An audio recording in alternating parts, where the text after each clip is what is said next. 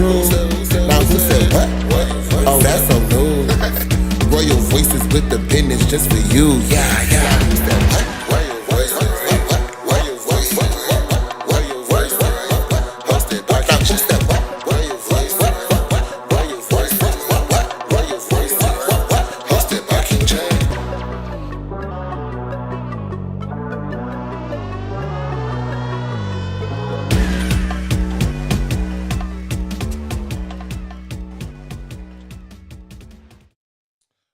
What's going on, y'all?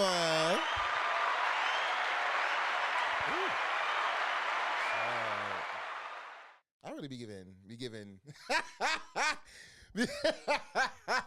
giving very much mistress, very much. Like I be in a house. Hold on, wait.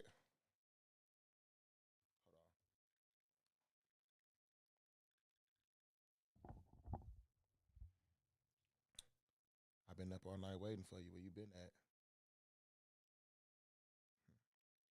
I was some friends. Well, that's crazy. I called your friends.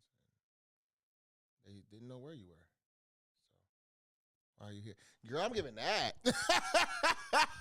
I'm giving very much that.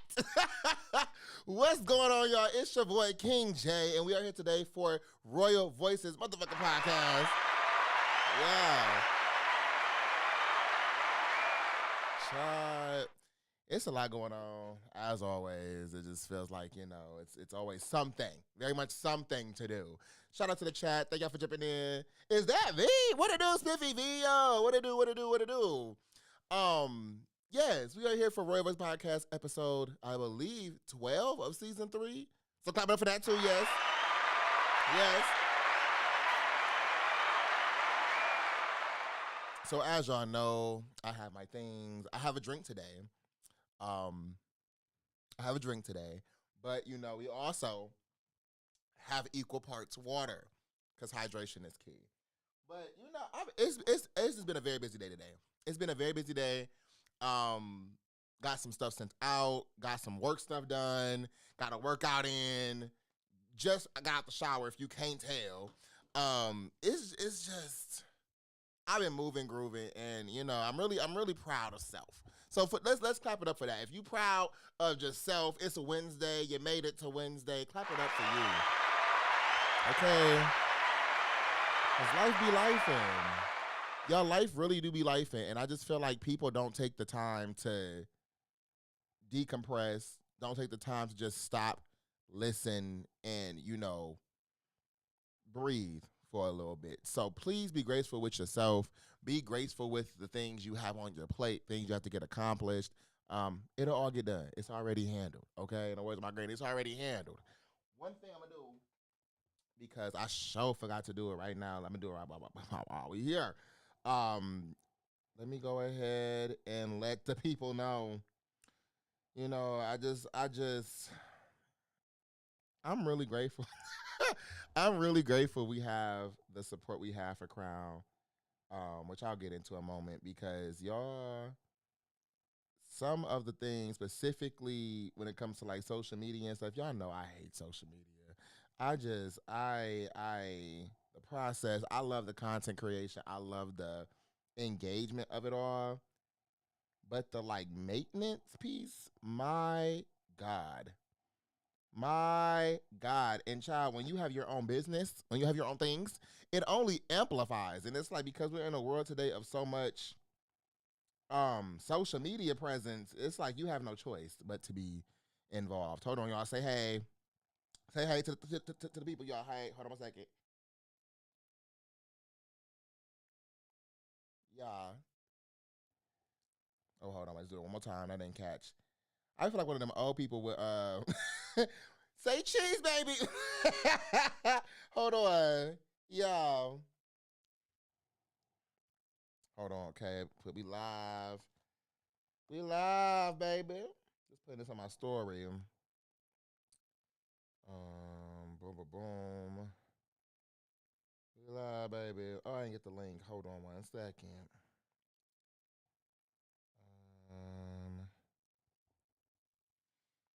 Let me go get the link for the stream so people know where the fuck to go.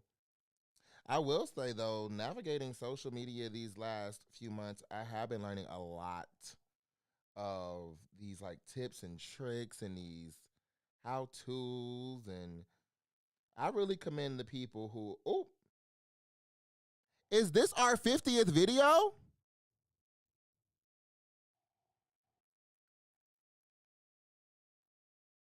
What?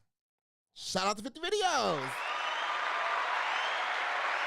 Okay. Hold on. What? That just made this motherfucking event even more special. Hold on. We're going to have to get into that too. Hold up. Let me see if it is up. Boom, boom, boom, boom, boom. Okay. Boom. Boom. Okay. Hold the hell up. So I just got done putting my stuff up. Y'all, we are on episode 50 of Royal Voice Podcast collectively. Okay. That's what's up. Shout out to the last 3 seasons, the last 2 seasons, and in the third season we're in now. That is crazy. You know, I remember when the first Royal Voices ever happened. It was just like yesterday.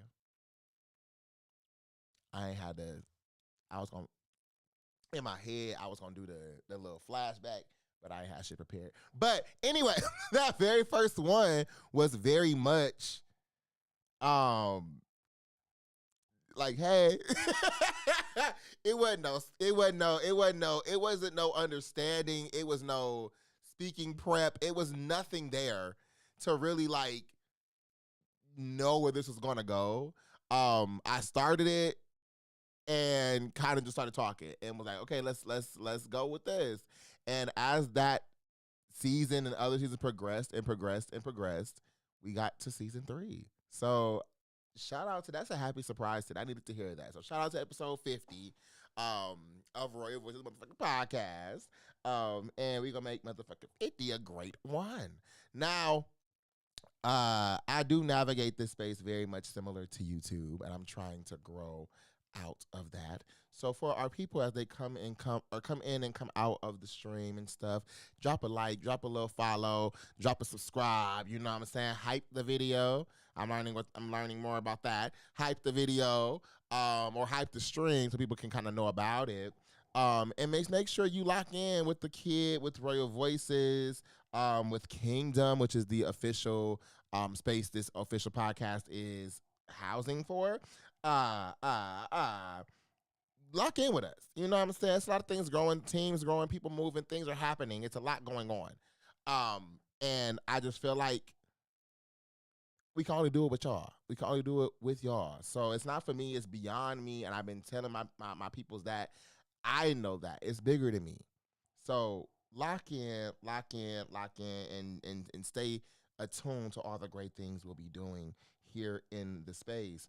Now, we have a nice little lineup of things today. I'm trying to get my notes up because, child, it's a doozy. Now you got yourself in a doozy. And for your headquarters, it's doomsday. My God. But without further ado, y'all, I done put enough time in. One announcement I do want to make sure I get out there. The Crown Conference is coming to Milwaukee, Wisconsin, November 7th.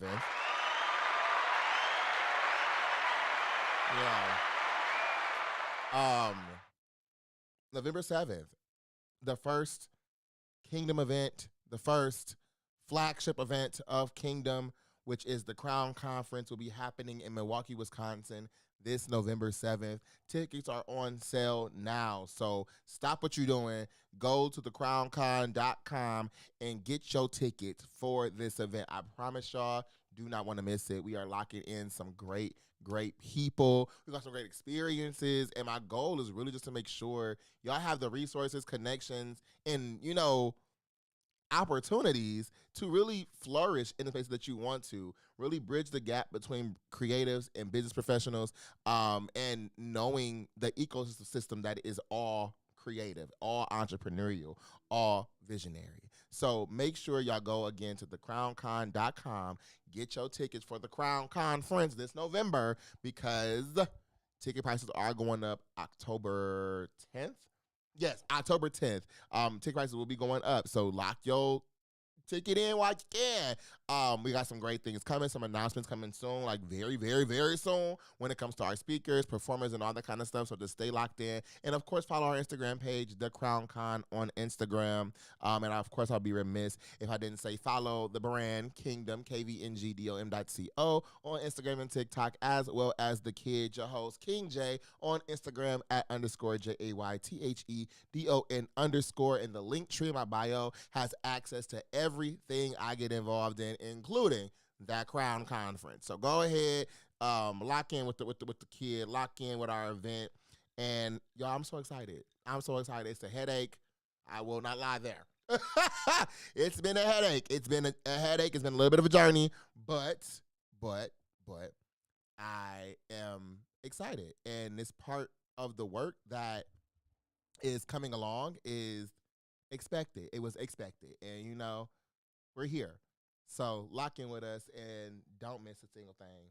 But with that being said, let's go ahead and get into our politics segment and knock these things out real quick. Go ahead and spin my intro.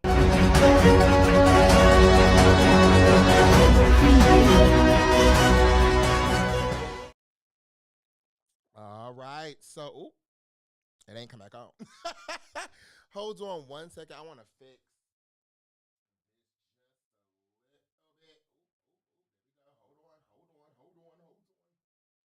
Boom. Okay. That's a little. There we go. All right. So I just had to make sure things were looking a little better for me. So yes, let's go on over to the newsroom because we got a few things to get into today. Y'all, as I've been saying since the beginning of the season, the podcast this year or this season is really not. I'm not really trying to be the person yelling at y'all about giving a fuck. Okay? I think we've entered a space in the world politically, humanitarian-wise, that if you can't see what's going on, it's because you don't want to. And if you don't want to acknowledge what's going on, it's because you are choosing not to.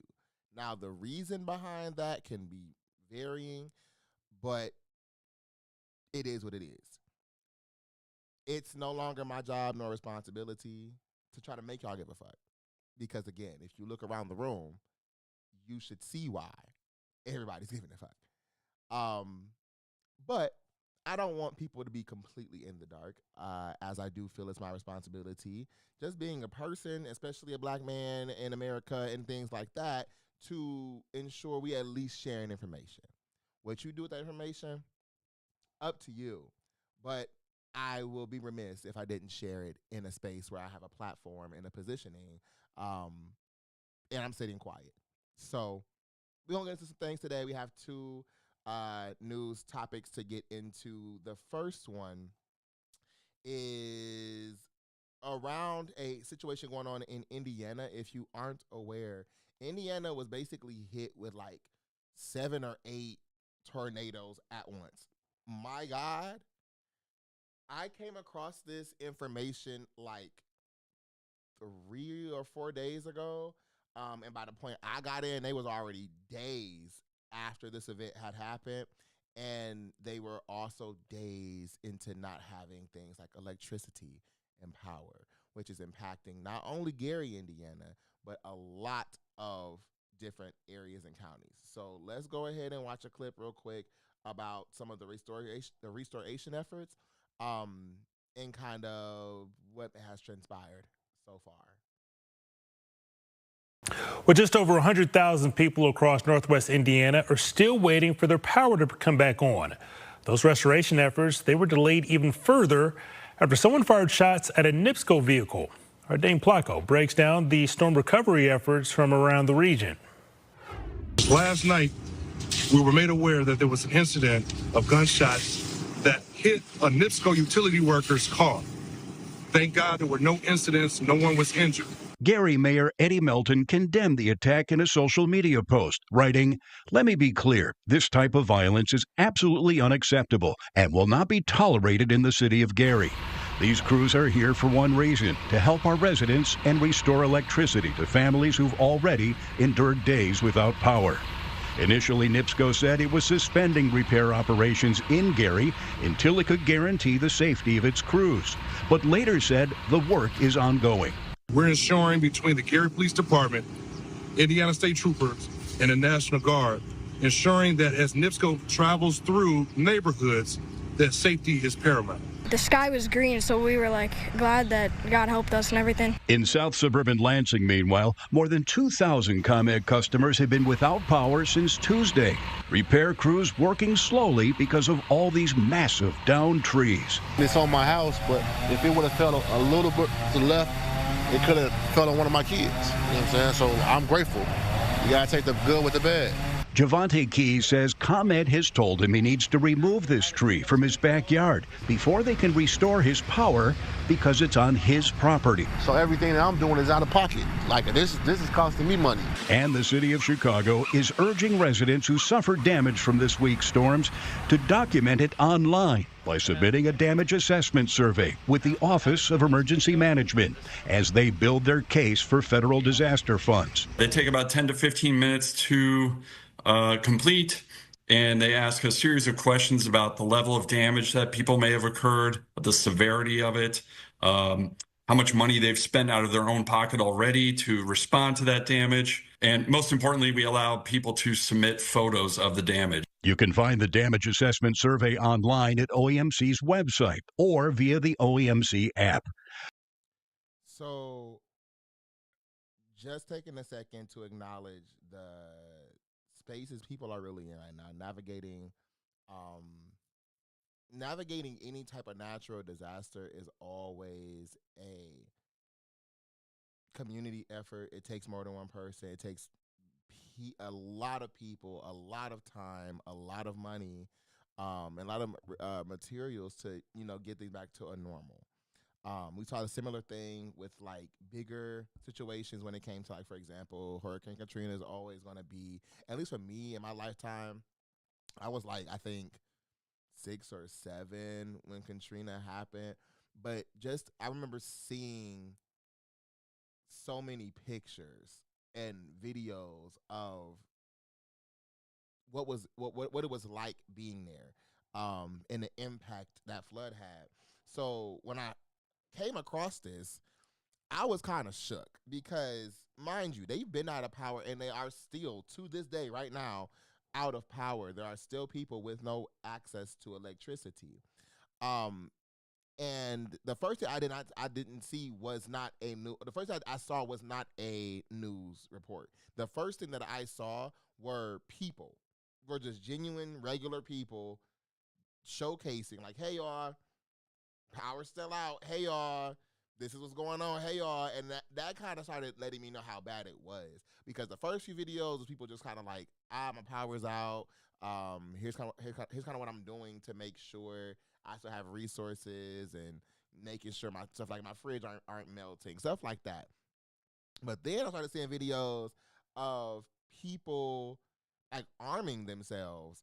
And I'm like, what the hell is going on? And apparently people started breaking into people's houses to steal power generators and to steal other things like food and things like that. And people also have family and friends and loved ones that they're taking care of in these homes that need oxygen tanks, that need special medical devices, that, have pre-existing medical conditions. Like you could be autistic or have Alzheimer's and all this kind of stuff. And when you're sitting in the dark,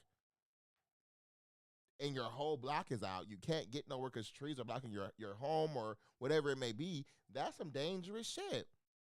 And it kind of reminded me of a situation I had 2 years ago when my city or my block had experienced a power outage. Now, granted, this power outage was about 4 hours, right? About 4 or 5 hours.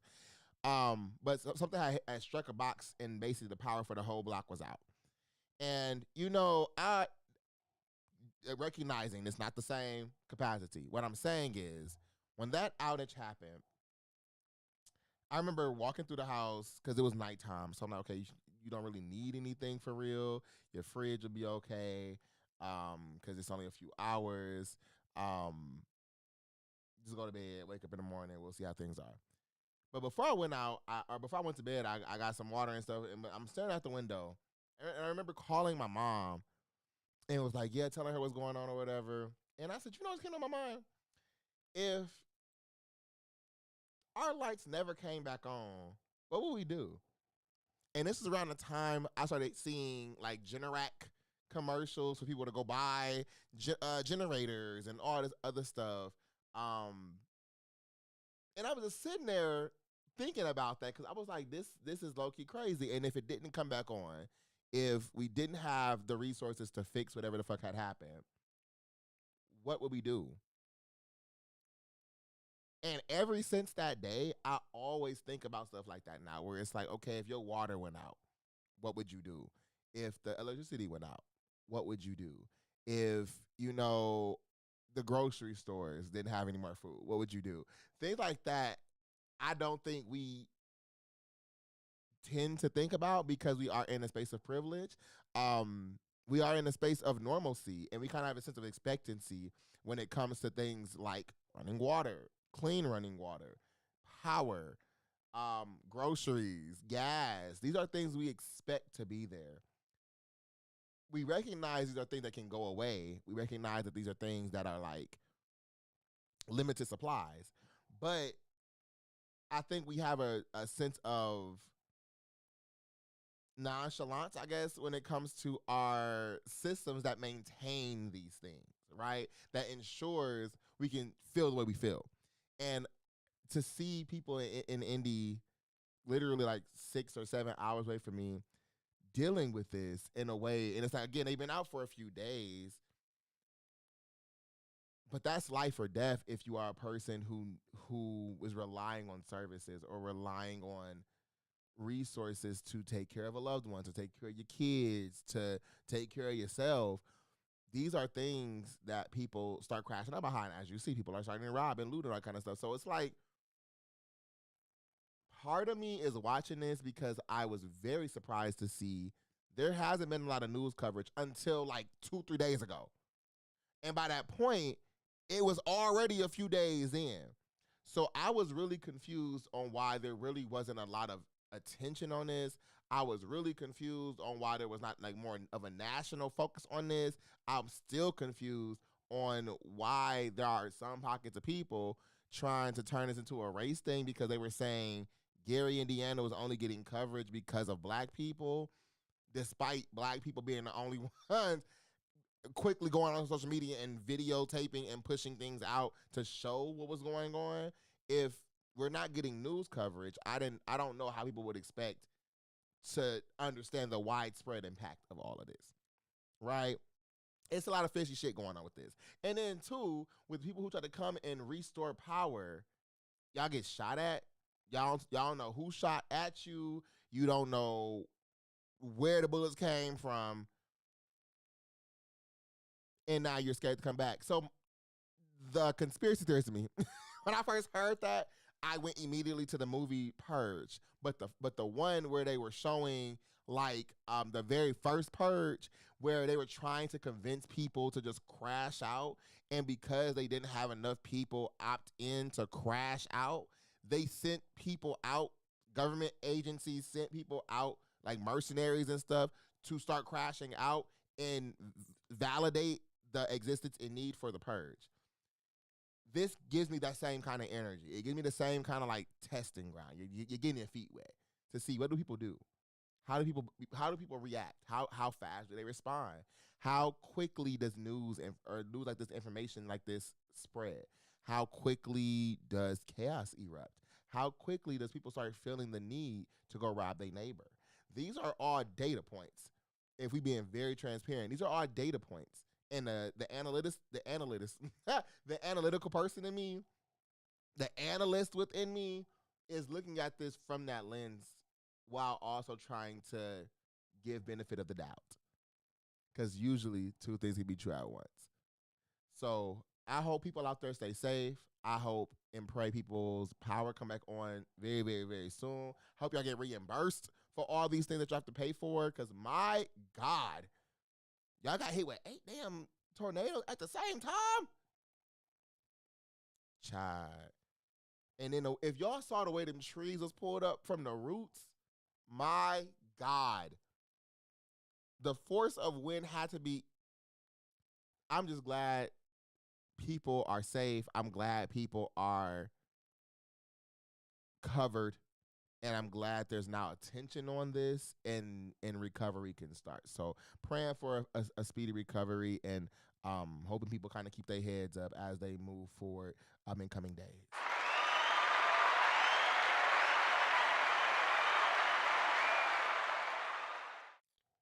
All right. This last one is a key. For those in the chat or in the stream, go ahead and drop a comment for me. Let me know you out here. I can limitly see y'all. I did stop looking at the numbers and stuff up in here because it stresses me out, and all I want to do is keep looking. So if you tuned in, locked in, enjoying the content and things like that, go into that chat. Let me know you here. Say hey. But yes, our next one we have on the docket is this push we're seeing and have been seeing for quite some time around people trying to take over the country, specifically white Christian nationalism. Now, before we get into this clip, I think it's very important to debunk, I think, perspectives of what this actually means. Now, being a Christian nationalist does not mean you are a Christian who loves their country. Okay? Let's just be very real. I know people will try to break that word down and say, okay, I understand what a Christian is. A nationalist is a person who takes pride in their country. Christian nationalist, a Christian person who's proud of their country. That is a very naive way to look at that. Christian nationalism are essentially individuals and people who push and fight for a religious state of being with no room for differing thought.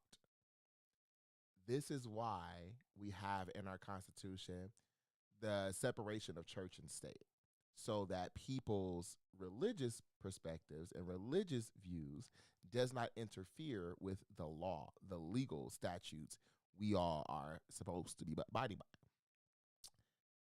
Now, when you add the white part in there, white Christian nationalists are people who really lean into that view of Christian nationalism, but also have this mentality that's very aligned and only applicable to white, cisgendered men who are straight, following the context of what they feel is Christian beliefs. This is a equal comparison to like Manifest Destiny, if you're familiar with that. People who took over lands, basically conquered lands and stuff because they felt it was their God duty, their God right given power and authority to do so. It's very similar to what you've seen with white people during slavery time, when people were given Bibles curated specifically for them to believe they were supposed to be slaves because God said that was the case. So Christian nationalism is not necessarily a new thing. White Christian nationalism is not a new concept by any means. But the way it's ramping up in America, especially since the election of Donald Trump, it has gotten really, really crazy to the point where now prominent institutions of research are doing studies into seeing the societal beliefs and views of the United States becoming a Christian country. Now, on the surface, depending on how the question is asked, people have different views, different opinions about all that. However, there are some stark data points that I really want to ensure we share. But before we get into that, I wanted to just break down what that was before we watch this clip. So back to this newsroom. With just over 100,000 people across Northwest India. Thank you, sir. We already did that one. Thank you. Clap it up one time.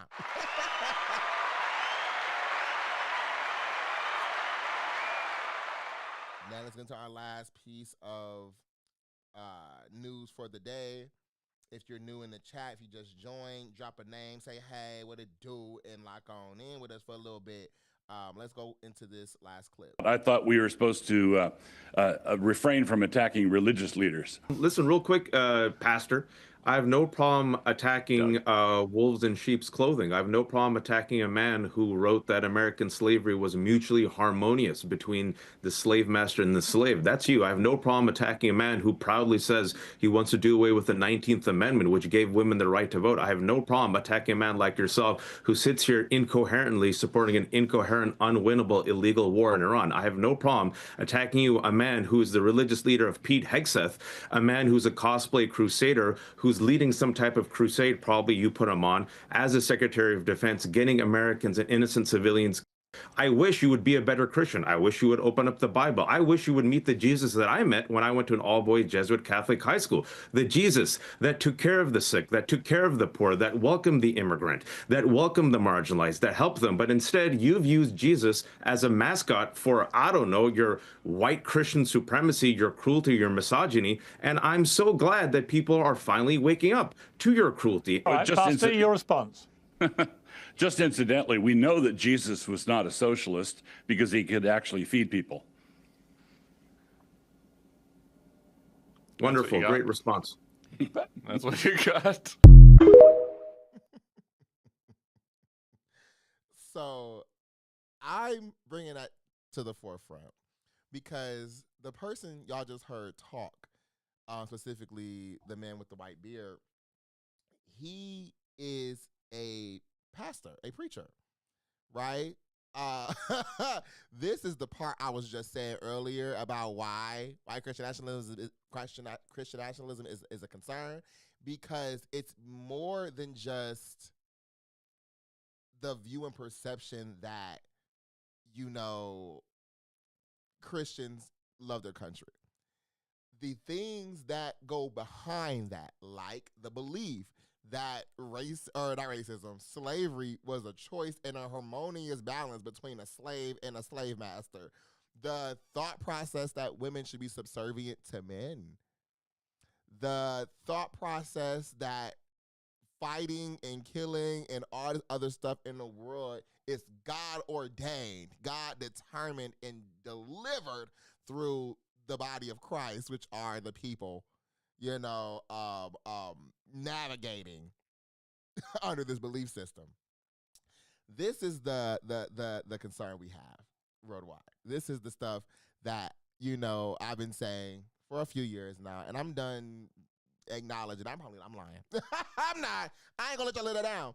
But the amount of conversations I've been in these last few weeks, specifically around social activism, advocacy, and politics, has behooved me, because the people who are coming, which I'm appreciative for, if I see clips after this, love y'all down. But I'm still trying to get over the piece of, like, I've been said this. So I'm also experiencing right now, not just in that space, but in work, in my life, people coming back to me with shit like, oh, Josh, you did say, oh, Josh, you was right, oh, Josh, I'm used to being in that kind of environment. It's just starting to get me now. Because where was this energy then? And I'm wondering what made you, what sparked in your mind to now pay attention, right? But nevertheless, the boastfulness and the humility of it has to be put back in place. The humility of it has to stay there. I'm glad people are now recognizing the concern that I was speaking about 2-3 years ago. The question becomes now, what do you do with that awareness? And I am grateful people are asking questions for more clarity, to get their own understanding, versus turning on TikTok, turning on the TV, and just listening to whatever somebody says to them. As I always say here on the show and continue to say in all facets, don't believe shit I say. Google is your friend. Go and look into things yourself. Go and do your own research. Books are free. They're literally actively burning them hoes. I would encourage y'all to start buying books. Fuck a library. Still go to the library. But go buy the book. Go and Get information for yourself, tangible, because the part of the world we're going into now is now digital. We're going into a very autonomous digital world. A lot of things are about to get skewed, distorted, not because of people, but because of technology and the systems that has the information we know as fact or truth. If you show something to somebody who never knew it was a topic to begin with, they're going to believe that as a fact. The younger that you are, the more information you are being given, and you're going to just believe because you're a child, because your mind is still learning. The older you get, the harder it becomes to dismantle falsehood. That's why you have people in their 60s and 70s arguing now about why the world is the world, despite knowing they have a lot of beliefs and systems that is perpetuating the things in the world. So I just shared that to share. Take care of yourselves, be safe, and understand the way we want the world to be may not be the reality the way the world is. The way we want people to be may not be how people actually are. Protect yourself, protect your families, protect the environments that you love, create the environments that you want to continue pushing community and support for.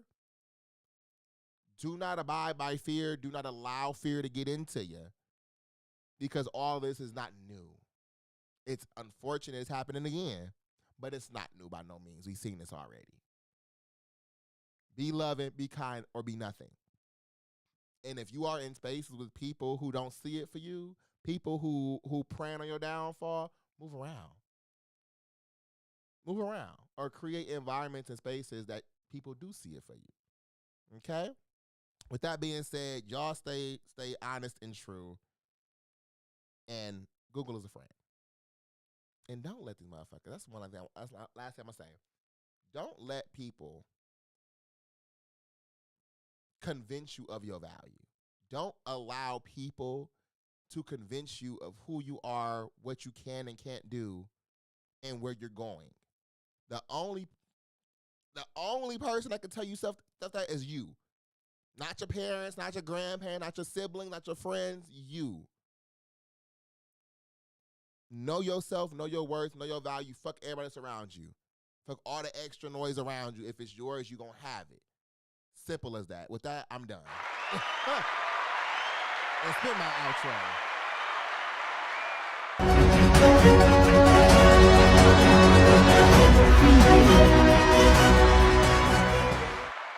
All right. What's going on, y'all? For those who just got into the chat, what it do? It's your boy Josh. We out here today getting into Roy Woods podcast. Another announcement once again. Crown Conference is on live and popping right now. So go ahead and secure your tickets for the Crown Conference November 7th in Milwaukee, Wisconsin. Yes, honestly, truly. Tickets are on sale now. You can go to thecrowncon.com to get yours today. You can also follow us on Instagram at thecrowncon. Of course, follow the brand Kingdom, KVNGDOM.co on Instagram. And, of course, your host, the kid, King J, on Instagram at _JAYTHEDON_.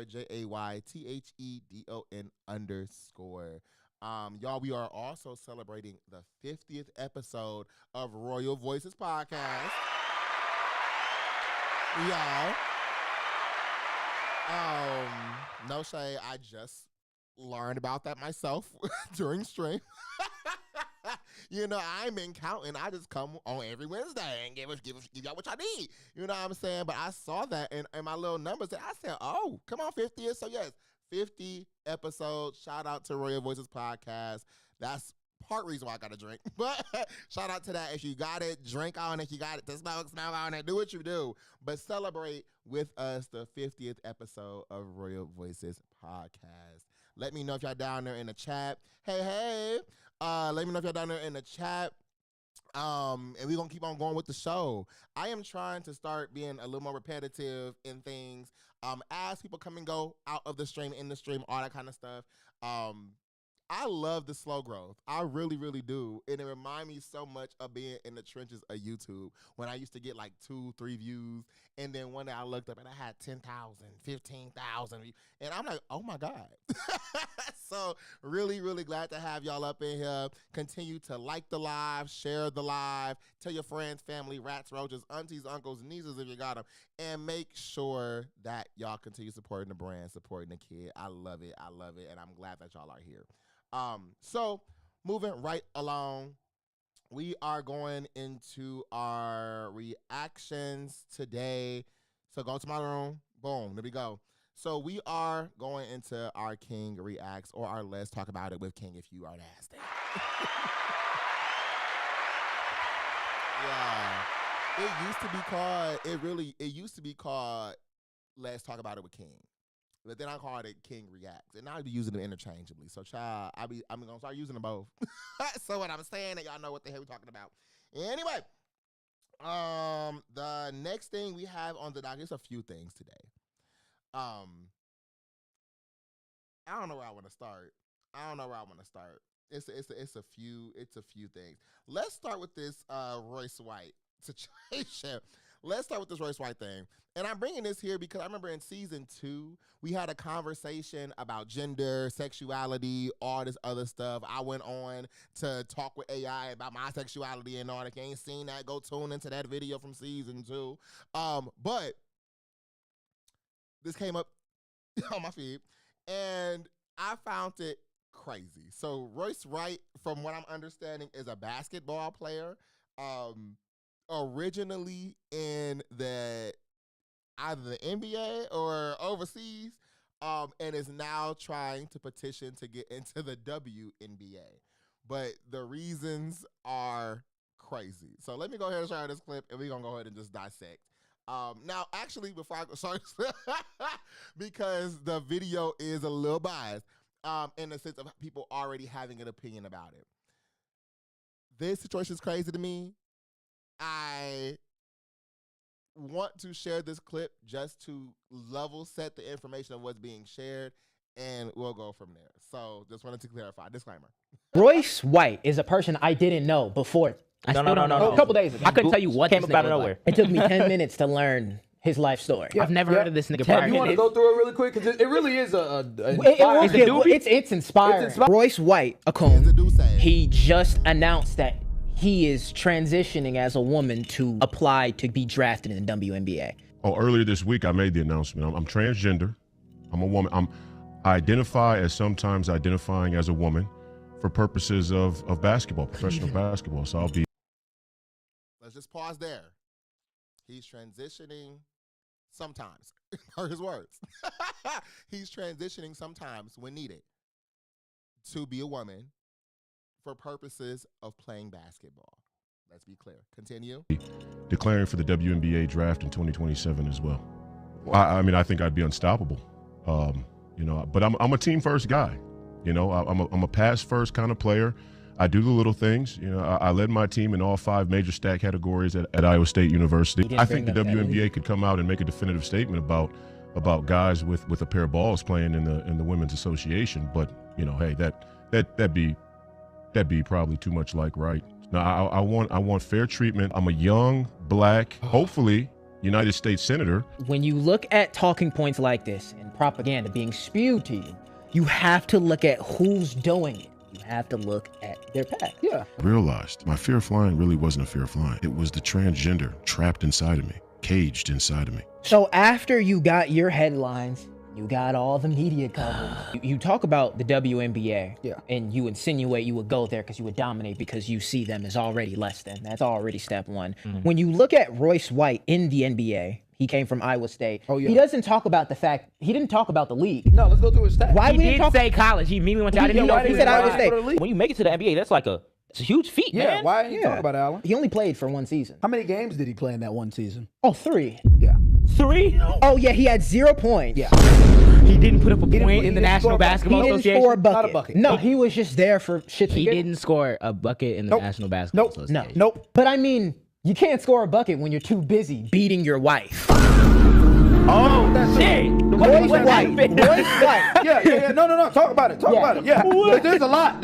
Man, he has a story. When you can't put a ball in the hoop, you can sure put your fist in Son, this is what happens to you when you put your dumb ass in the media for a non-issue that should have never been an issue. We would not be talking about Royce White, bitch ass. He has more domestic violence incidents than points in the league. Yeah, mind you, a nigga running for Senate. And he's running. Let's pause. Of course, for monetary purposes, as far as I don't want nobody stuff getting taken out. But just to recap, if you're new in the chat, say, hey, what the dudes going on? Welcome on in. Find some of the stuff we get into some stuff right now. So Royce White is a basketball player who is proclaiming to be transgender for the purposes, per his own words, to be considered for the draft in 2027 in the WNBA. He then, after he started making some noise, got on podcast and put on a wig, a chopped one at that, and started promoting himself or herself, themselves. Then, on top of that, the lovely folks here on the screen, I would encourage y'all to go and follow their podcast. I'll put the link for them in the chat somewhere. But I would encourage y'all to go follow their podcast because they be getting into it just from a very blackity black lens.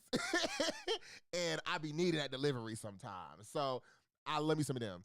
But they went to go do some research. And I did too, to validate what they were saying. And my data was accurate with them. They found a lot of information about this man's past and life in recognizing he didn't put up a lot of points on that scoreboard as part of the NBA. He also has a domestic abuse case with his wife. And we're still about a minute, 15 seconds left. So we're going to finish the video, but there's a lot going on with him, driving his decision to now decide to be trans, per his own words, just to go play basketball. Okay, let's continue.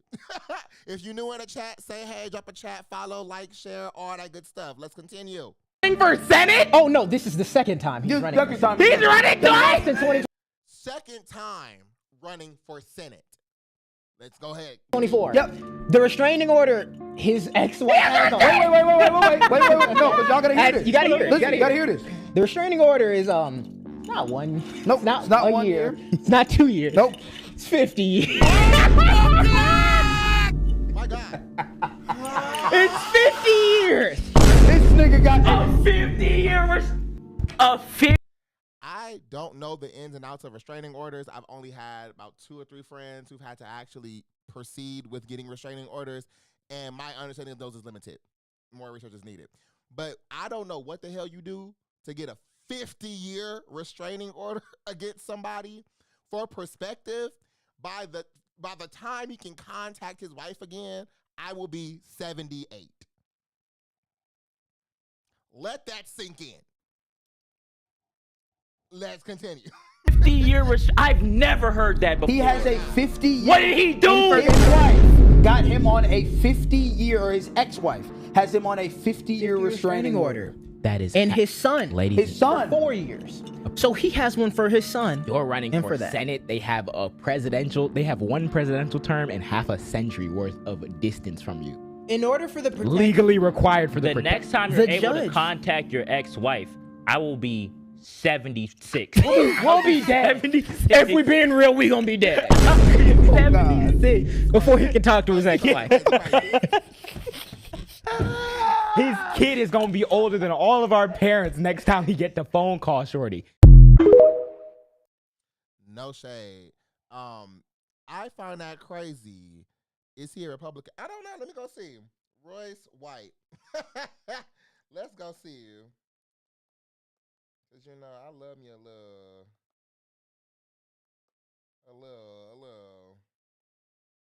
one too. Cause you know he is running for Senate.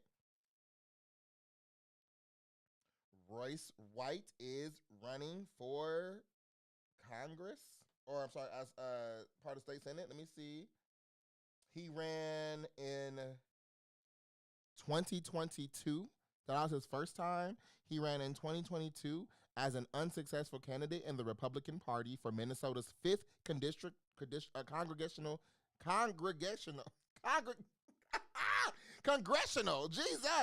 district, campaigning as a right-wing populist. In 2024, he was the party's nominee for the U.S. Senate, losing to incumbent Amy Klobuchar, Klobuchar. 2 years later, he unsuccessfully sought the party's U.S. Senate nomination once more in 2026. This time, he finished 3rd place. So, yes, he is on that Republican ticket. Child, I'm going to leave that there. But, so, got to be trolling. Part of it, because, part of it is, I'm bringing this up because I remember having that conversation in season 2 about the trans space and the advocacy and all of that when it comes to the LGBT community and uplifting our trans brothers and sisters. But I also said at that time the double-edged sword when it comes to this wiggle room people have in truly being trans. Now, one thing we saw a lot during the election and stuff was this big attack on trans people. Despite them only making up 1% of the entire U.S. population, there was this heavy attack against the trans community, basically being scared, be fearful, watch your kids, watch the bathrooms that they use in. They're turning your kids trans. If you touch them, they're going to go to school and turn trans. Watch out for the trans people. That was the rhetoric that was being pushed left and right from specifically the Republican Party. Now, I find it always a key, being part of the LGBT community, how the Republican Party usually pushes this narrative against trans, gay people, all this stuff, non-binary, against the whole community itself, and make up a lot of it. That's the first gag that gets me. The other part that gets me is when they themselves get caught up in these spaces, it's crickets. Like the Kristi Noem, like her husband. Y'all are also against gay people and trans people, but your husband is at home playing with fake titties and dancing in the mirror. You get what I'm saying? Like this is the thing that gets me. This narrative specifically around the LGBT community about pedophilia and things like that. I don't know if I can say it on YouTube, but that is a space people have pushed the LGBT in for years. Not because it's actually factual, not because there's actual things to back that up. This is a fear-mongering tactic, because if they can scare you enough, you will isolate people on your own. If they can scare you enough, you will ostracize and ridicule and make people the outgroup on your own. This is the same tactic used within the black community. Be fearful of that black boy in that hoodie. Be fearful of that black girl with that bonnet on. Be fearful of these people because this is a narrative we want you to live in. And if I can convince you enough, I ain't got to do too much because you're going to do it yourself. That's why I bring this up today, because we're seeing it in real time. Somebody who is boldly telling you to your face, he's not even trans. He's just saying he is because he wants to go play basketball. He's not even trans, but he's saying he is because he wants to go into an area he feels he'll dominate because he already sees the girls playing basketball as weak, lesser than, and not as good as him, despite him not having a single point made in his original career. That's the key. And this is the part where people don't understand the push it has into that agenda. In his mind, he's trying to get what he wants. The bigger scale thing, because mind you, the same way they said they didn't know who he was until this situation, I didn't know who the hell this was until this situation. But when you're putting putting stories like this out, it further perpetuates this narrative that all trans people and LGBT people are just people pretending to do things to go and get access to environments that people are vulnerable.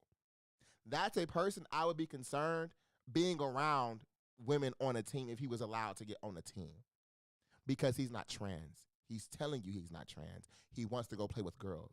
because he thinks the girls are already lesser than. That's a person I would be concerned being in a girl's locker room because you already see them, specifically women. You're in a women's locker room, and I would be concerned of you harming those women because you're not actually trans. You are a man trying to get into a space that you think you can get into by saying you're trans. That's the part. But I also can recognize I have that nuance to determine the difference between the two. Everybody don't have that. Everybody's not critically thinking that way. And unfortunately, shit like this is what's going to go further harm the communities of the LGBT community collectively, but specifically the trans space. So this nigga's a loser, clown, boo. I don't like it. This is dumb. You're not going to succeed. You're going to Party City for wigs. You're not serious because you said you weren't. Like, we could see it. You don't believe it yourself. So these are the things that I just feel like we have to be mindful of and watch for and take time to dismantle, because we all have bias. We all have skewed ways of thinking.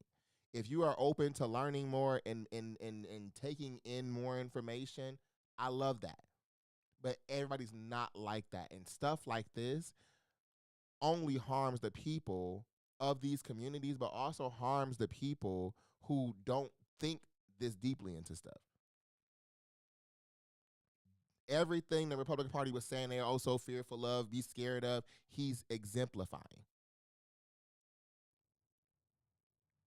So I hope you don't get on nothing. Actually, I hope your whatever team that you on right now drops you if you still on the team. I don't watch basketball for if y'all can't tell. But I don't want him nowhere near no women, on no women's team, because he's not for real. And I would be concerned for those women on those teams, personally. Let's go to this chat right quick. He definitely the orange man friend, Aki. He's trolling, gotta be universal. Unsuccessful is the word that sticks out. He knows it won't work. It's just getting his name talked about. He calls himself a guy and has moments of femininity, and that's topic all by itself. Girl, and that's the part right there. That's the part right there. That's the part right there.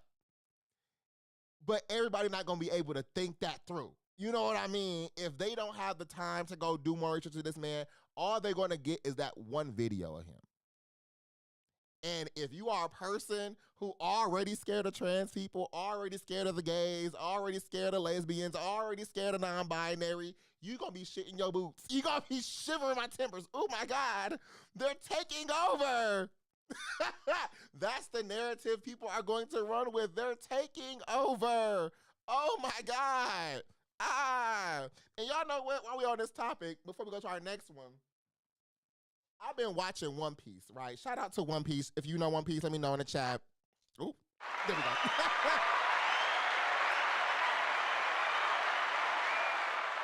I've been watching One Piece, and One Piece is an anime about just some teenagers or some, I guess, young adults. They got to be like 20, 21, 22, 23. But basically, some young adults, it's a cartoon where they are aiming to be pirates. They want to be, specifically one of them named Luffy wants to be the king of the pirates. And along the way, he makes all these friends who basically have this lifelong goal and dream for whatever that they want to do. One of them want to be the world's best chef. One of them want to be the world's best swordsman. One of the girls wants to draw a map of the world. They all have their own dream, and they just sail on the sea, fight all these people that basically blocks their way to their dream. Long story short, yesterday, I'm watching, getting some work done, and I'm kind of deep into the series. I think I'm on like season 19, 18, 20, one of them. It's a lot of episodes in this. But I'm watching it, and this one season, they get caught into this like raw security prison, right? There's a thing called the Navy or the Marines. And basically, they have these little bases because they're the ones who keep the pirates in check. The Marines have this like 7-level prison that they call hell. And every single layer has a different crazy thing. It reminds me of the 9 Circles of Hell, no shade, but every single floor has its own special thing. One of the floors has prisoners that just vanished out of thin air. They don't, the guards don't know where these people went in the prison, but over the years, this floor was notorious for prisoners just vanishing without a trace, right? Luffy finds himself caught up in some situations, and he needs help. He blacks out fighting some wolves. Girl, it's a long story. Follow me, just follow me. Luffy blacks out fighting these wolves, and he awakens in this new area. And in this new area, it's this. If y'all, I don't know the movie that John Travolta was there. I think it was John Travolta. No, it wasn't John Travolta. It was the man who played the original It. I don't know his name. I think he passed like a year or two ago, but he played the original It. But he was in a movie, I think, Rocky Horror Show. Rocky Horror Show. I've never seen him, but I've always seen his character. Curly hair, black curly hair, makeup, like real dramatic makeup, fishnets, all of that. This is who this character reminded me of. Basically, it's a variation of that in the show. It comes to be revealed that Luffy was taken to what they call this Newcomb Island, right? Where basically there is this individual that has these powers that can alter your hormones. And this person basically sticks their nails out and they stab you. And they have the power to turn you from a man to a woman, from woman to a man. They have the power to make you grow big or grow you real skinny. It can enrage you. They can keep your emotions all in these different ways because it's hormones. All of it at the end of the day is hormones. But his biggest power is being able to turn people from man to woman, woman to man. Nevertheless, I drew this character like I've been drawing lately. And this is Luffy here. This is Luffy. This, I want to say his name is pronounced Ivankov, but this is his male form. This is his man form. He also has a girl form that he uses to fight the girls specifically. But basically, that's him. And this is another one of them. I ain't color this one yet, but this is another one I drew of one of his like proteges that basically like looking for this island this entire time. I share that to say, this whole situation reminded me of that. And in the show, Ivankov cannot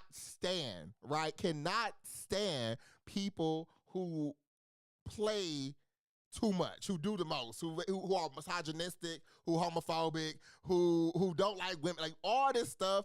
Basically, Ivankov used that as their judgment to go ahead and make it permanent. And no shade, it gives that. This man, if if it was possible, I would have really turned him into one of the girls because you're playing, and you know you're playing. So with that being said, be mindful of the spaces you occupy, everybody watching, be respectful to people, but also know how to call out the bullshit. Know how to call out hypocrisy because that is crazy. That is crazy. Let's move on because you're going to piss me off. You're going to piss me off. If he only scored 3 points at any time in the NBA, he's not part of the NBA any longer. Can't be. Royce White is a person I didn't know. Child, that is crazy. That is crazy. All right, let's see what's next on the docket. We have a lot going on today. Shout out to those who just joined the chat. What it do.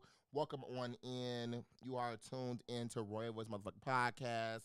Grab a seat, lock in with us.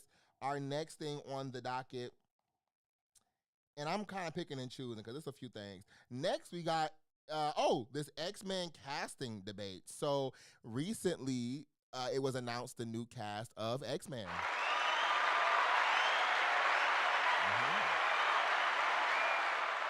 Yes, so y'all know it's been a whole little 1-2 when it comes to X-Men and the rights and ownerships of X-Men and trying to come back into Marvel and all this stuff. So I do have a clip for the new X-Men cast, which you're going to watch right now. Should we meet some more of the cast?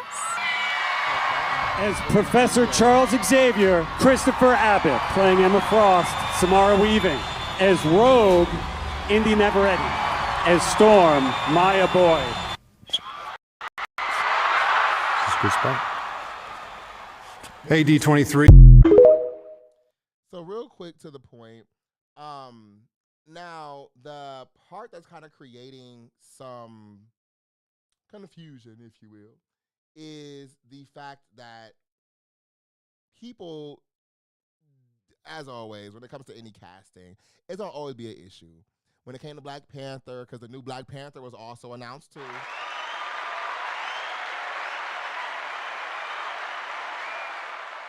When it comes to casting, people are going to always have 2 cents to share, especially when it comes around black people, like black casting. Now, for X-Men, if you're not familiar with what X-Men is just a real old cartoon, real old series about people with all these powers and abilities that are truly ostracized from society.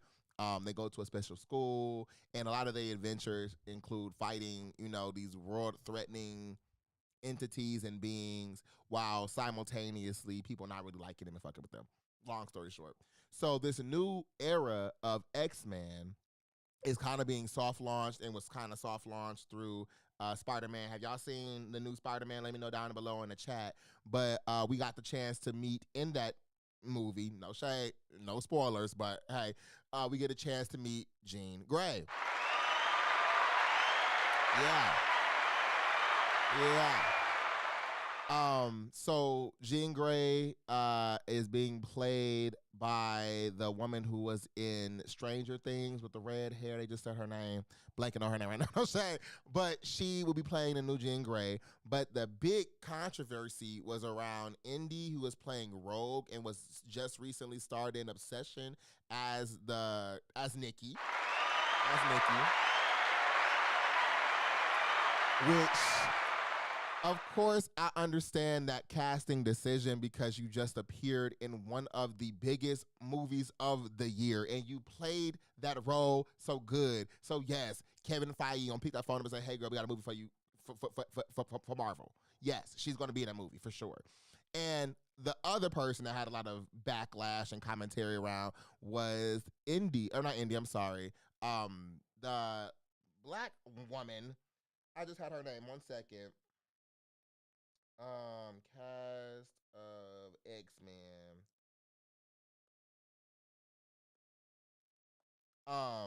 I want to say, I have the name in my head. I want to make sure it's just right.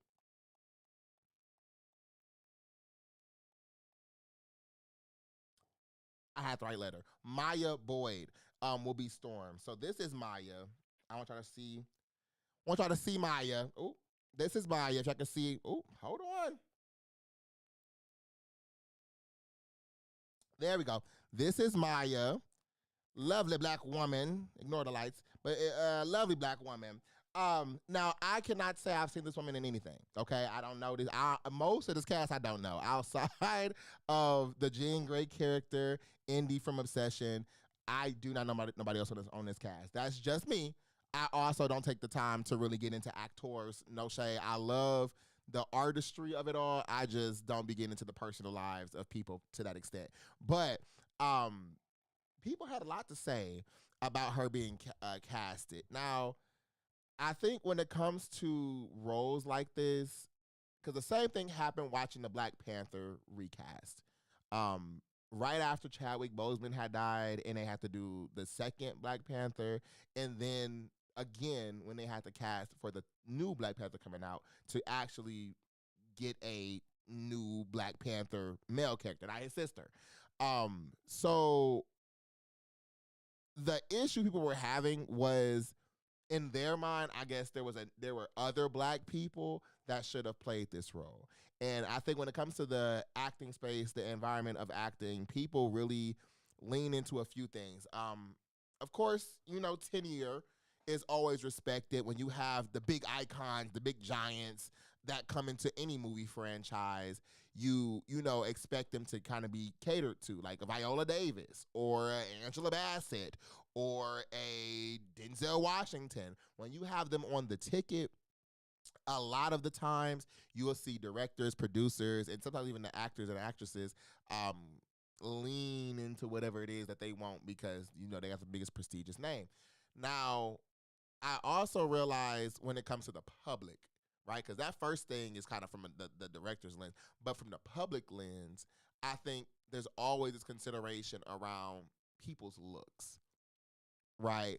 And don't get me wrong, the way you look for a part, especially parts that have established history behind them, like they're not new roles, I do think people are going to naturally say, that ain't what I had on my mind, or that ain't what I thought, or oh, this race was different. We've seen this over the years with Ariel from Mermaid. When I flipped shit about Halle Bailey being picked for Ariel, and y'all was like, Ariel's white and she's black, and it's like, girl, it's a cartoon. Stuff like that. When it's a cartoon, when it's a fiction type situation, when these things aren't real, or when these things are like are animated to begin with, I feel like there's so much nuance you can play with that. Of course, there's some places where people need to be true to what these things are, because some, even in those animated and cartoonish spaces, storylines are designed in a way to echo people's culture or heritage or specific community representation. There's reasons why certain casting needs to happen certain ways. But when it comes to these like live action movies and stuff, I feel like they did a good job in this. So like, when it comes to X-Men, I feel like she gives me Storm. I can see that. Now, again, you don't have to always facially resemble something, even though it's a big plus. You have to know how to fucking act. Right. You have to know how to act. If you don't know how to act, I don't care how good you look, how similar you look. If you can't act, I don't want you in these big movies. No shade. My biggest thing watching acting sometimes is when I can tell you acting, you're trying to act. When you're trying to act and I can see you trying to put on a persona, the illusion is gone. You know what I mean? So you first need to know how to act. That's the biggest piece. Of course, you can learn, you can be taught, you can be coached, all that good stuff. But you need to know how to do these things well, especially if you're coming into a franchise that has so much anticipation and waiting around, like X-Men. Like, they've been trying to bring X-Men back for like the last 6 or 7 years, and they've been fighting all these legal things left and right. So when people are now being told X-Men is coming, you don't want to piss some nerds off. No shade, because that's a big group of people. And if y'all fuck up X-Men, y'all gonna hear it. Y'all are going to hear it. My God, they already mad about the Marvel timeline and all the other stuff going on with Marvel right now. If y'all tear up this damn movie, it's gonna be hell to pay. Just know that. But I didn't see the issue with her being casted. If you look at the comic books, she gives that. Y'all was complaining about her hair being black, and it's like y'all, it's bigger things to worry about. Yes, there were other amazing black women that could have played this role. I actually thought they were going to make Storm from what's that lady name? She was in Jurassic Park, and the black woman that was in Sinners. I thought those two was up for the running. That's what I thought. Because they gave the poise, they gave the acting, they gave the face. It all gave. But I know auditions could be a hell of a thing.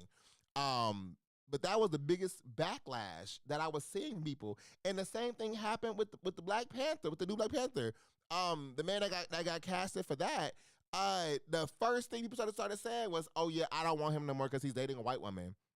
And it was like, y'all, we have to get out of these spaces, because sometimes y'all take it more than just a movie. It's a movie. Yes, there are cultural implications and impact sometimes, but for an X-Men film, as long as that girl can act, as long as she gives Storm what she does, she'll be in good hands. Same with Black Panther. That man that got cast, I'm gonna find his name right quick. I can see his face. He was in Star Wars and that one scary movie, the new Black Panther. His name is David Johnson. David Johnson, who will be in Black Panther 3.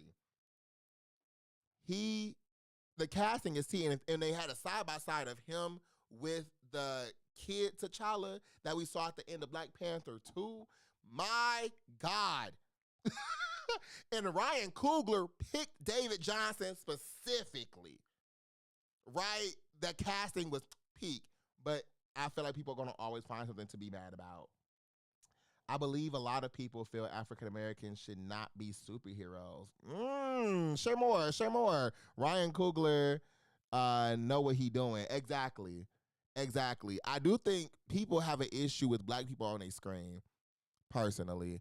I think a lot, especially when it comes to Marvel, we've seen this a lot when it comes to women too. I think Marvel is a space a lot of I'm gonna be transparent. Fuck it, say it. I think Marvel is a space because it's so global. Of course, millions and billions of people tune into Marvel movies.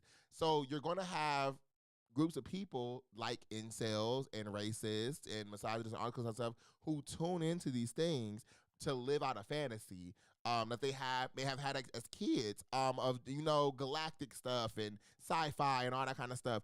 But over the years, when it came to movies like Miss Marvel or TV shows like Miss Marvel, the movies like Captain Marvel, when it comes to stuff like the Thor Love and Thunder, when it comes to Black Panther, they was pissed when Black Panther became one of the highest selling Marvel movies ever.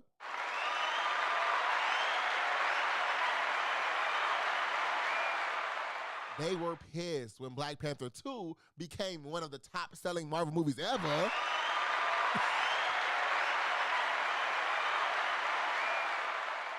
So it's like, even when there are, mind you, there's only 2 black-centered movies in the entirety of the Marvel franchise. Technically 3 now with Ironheart, but, or I guess technically 4 with the new Captain America. But these handful of things out of the plethora of movies, TV shows you can find on Disney Plus and all this other stuff, I really get surprised when I hear outrage about stuff like this, or when women are the center of the movie or are the hero of the movie. It's like, where is all these incels coming from? And then when you got women who are literally one of the most powerful things, because it was crickets for Wanda. Nobody had an issue with Wanda, but Captain Marvel, everybody wanted to fight. They treated that woman so bad in this franchise, and I feel for her. Same with Miss Marvel. With Miss Marvel, you not only POC, but you had a nice TV show.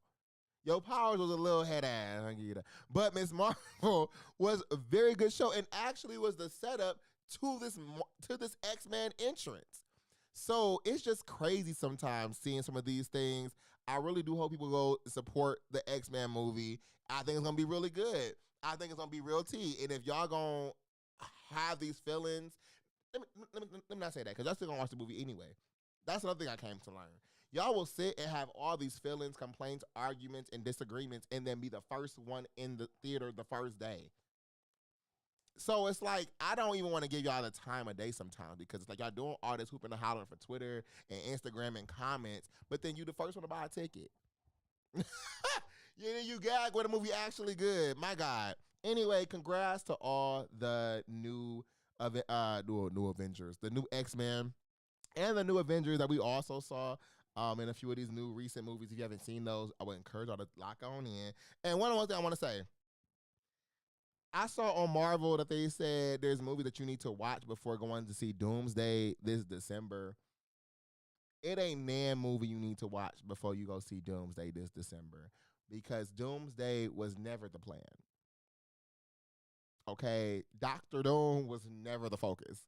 Dr. Doom was the recent and quick ad once they could no longer have Jonathan Majors because of his court case that was going on for Kang the Conqueror. So do not believe all this hype that you got to go watch 20 damn movies before you go see this new movie coming in December, because you don't. There was literally no setup for this film. That Avengers movie we watched the trailer for last week or 2 weeks ago, it didn't add any substance to nothing. Okay, a lot of people are confused on what the hell's going on in Doomsday. A lot of people are confused as to why the hell Thor is the only one I mean, it's a lot going on, but I just wanted to make sure I said that. Y'all do not got to go watch 20-something movies before you go see the one in December. You can if you want to, but it's not going to add any extra context to nothing before you go see Doomsday. All right, let's case.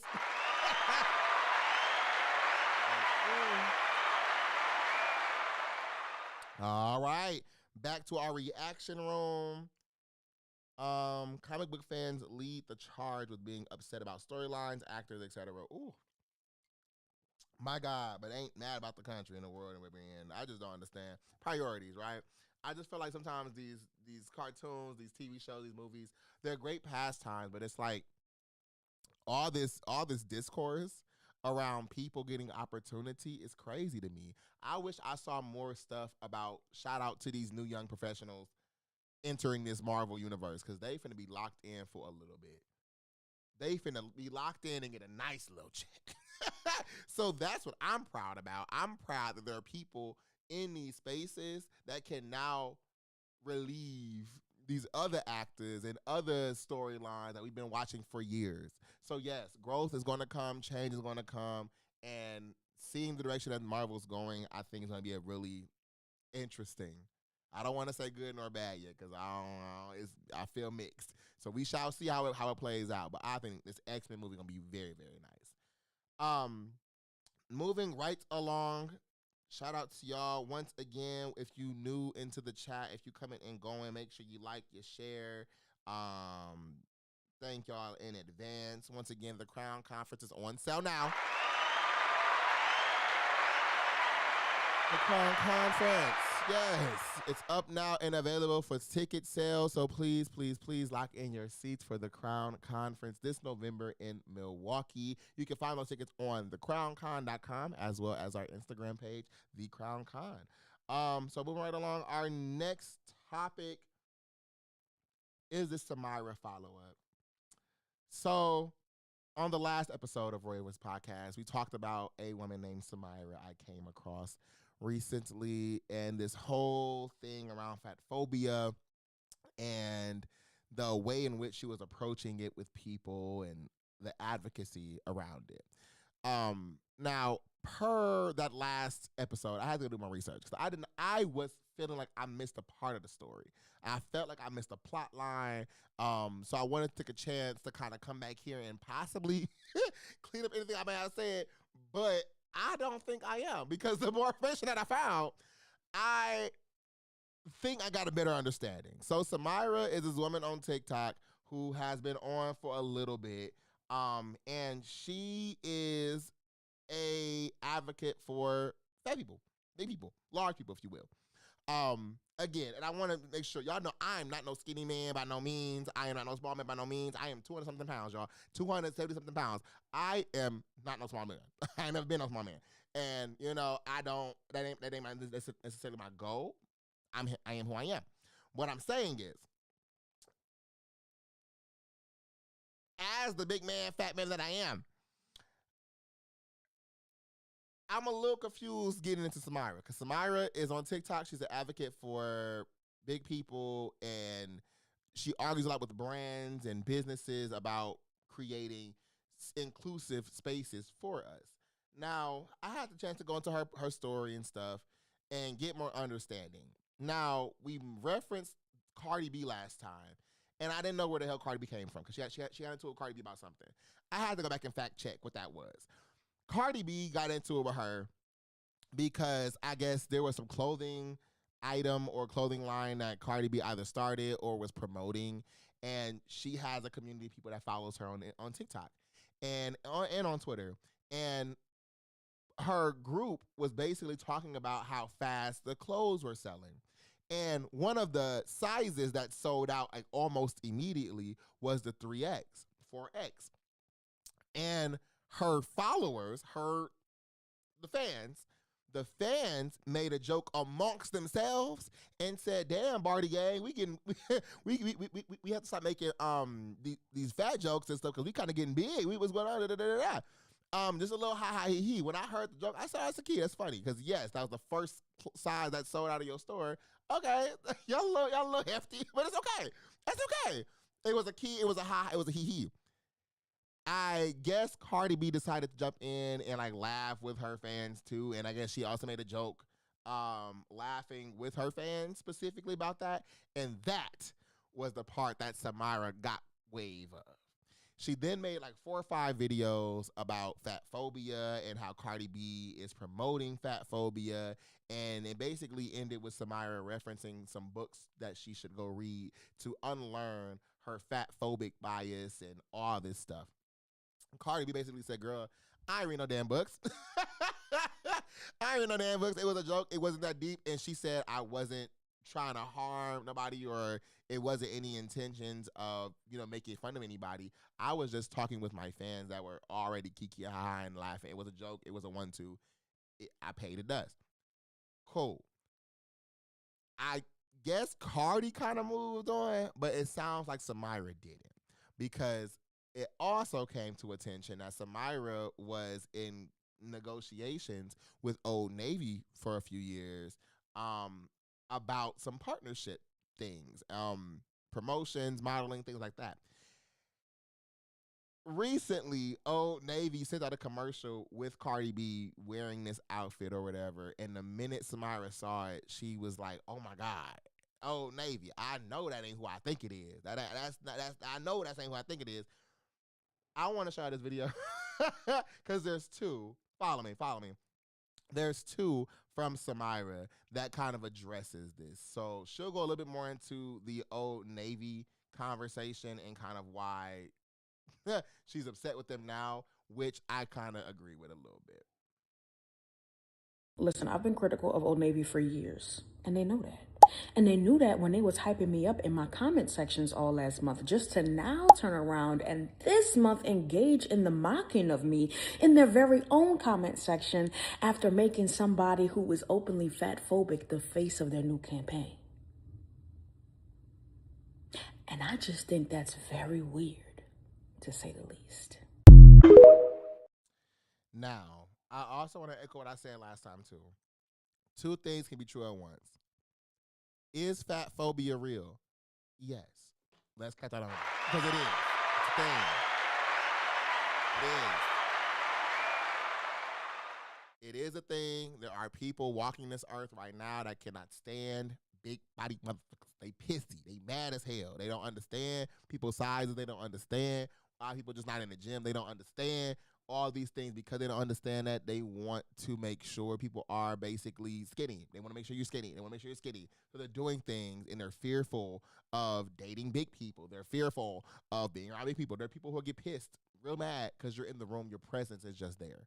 They hear your shirt size, now they pissed. They say, you hear what I'm saying?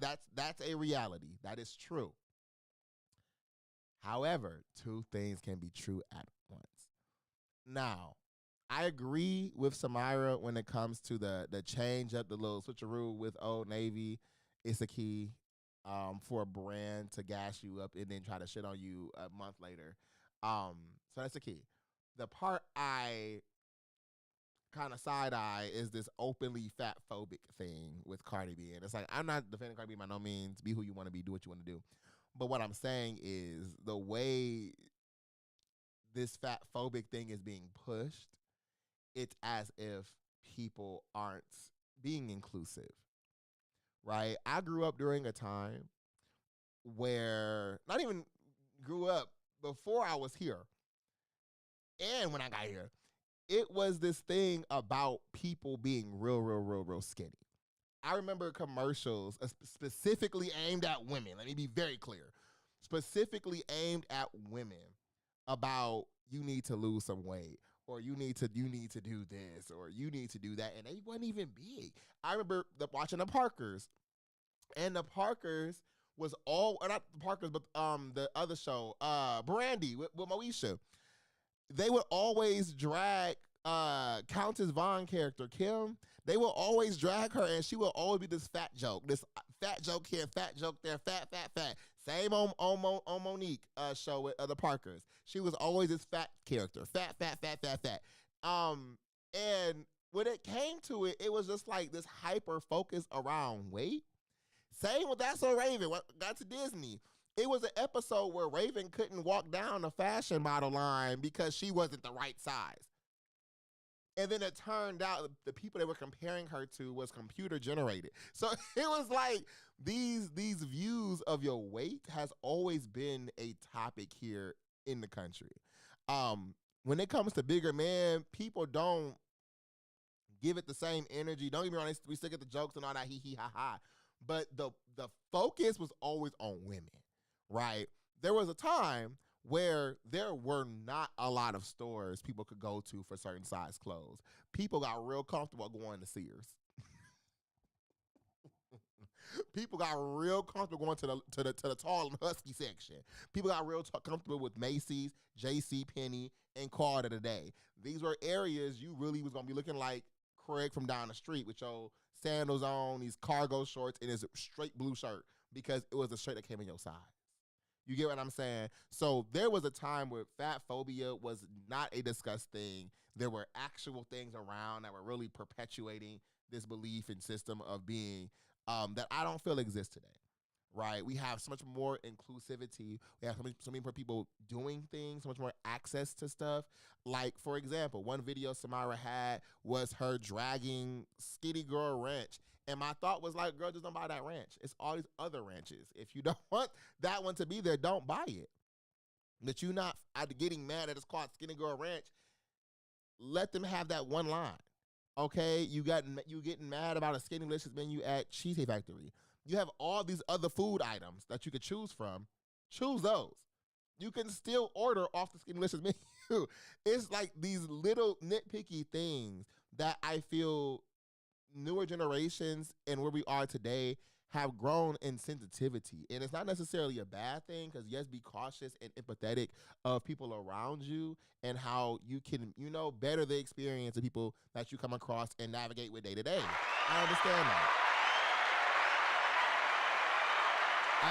that. But I do not like how people start nitpicking things that simply make you upset. And I say this a lot to my family, to my friends. The world around us is the world around us. You cannot expect people to see it for you every single time. They're going to have their feelings, have their views, whatever it may be. But I've gotten comfortable to this where it's not my job to change your mind. You get what I'm saying? And when we are in spaces where your goal is to try to shift the entire planet's thought process, I don't know how you're going to succeed in that battle because Jesus couldn't do it. You get what I'm saying?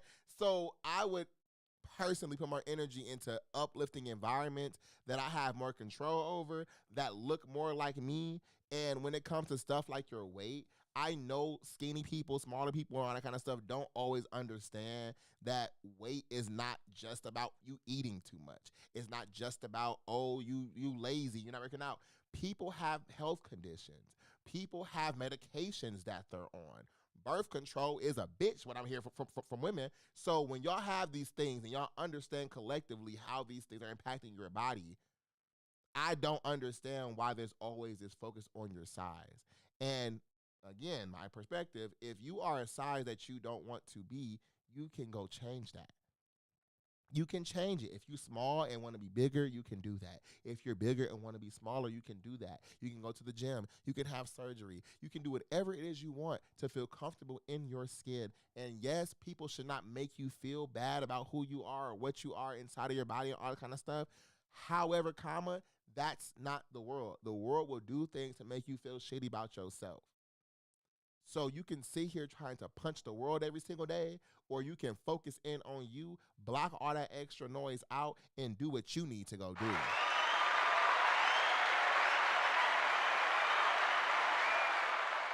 So after getting more understanding of what the hell was going on with this girl and all of this fat phobia stuff, people in the comments was like, girl, just go start your own clothing line, which I said, perfect sense. Being the business person that I am, when you're in business, the prime goal that you reach for is what gap are you filling?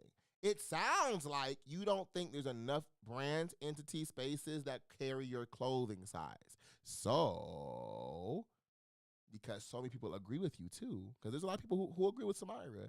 If you agree, you have a prime opportunity to create your own space. Follow me back to this other room, y'all, right quick. Hold on. So I went to go see if she ever thought about creating her clothing line. And y'all, I didn't have to scroll down too far because she had a video for that too. Good morning. The solution to fat phobia is not me making my own clothing brand. The solution to fat phobia is y'all and brands and everybody else on this earth unlearning fat phobia and anti-fat bias and stop perpetuating it. Thanks so much. So, like I just said, that is a lovely thought to have. I would love the whole world to just get on one consensus of thought and stop saying bad things, doing bad things to bigger people. If I took that same perspective and put it to a lens of race, I see where I'm going with this. If I, as a black man, was like, the solution to racism is not forming the NAACP. The solution to racism is all of y'all and everybody on the planet realizing and dismantling racist belief systems, practices, and thoughts that uphold all the things that are around us that are structurally racist. That is a lovely thought to have. I want that to happen. Is it likely? No. So, would that stop me from forming the NAACP? No.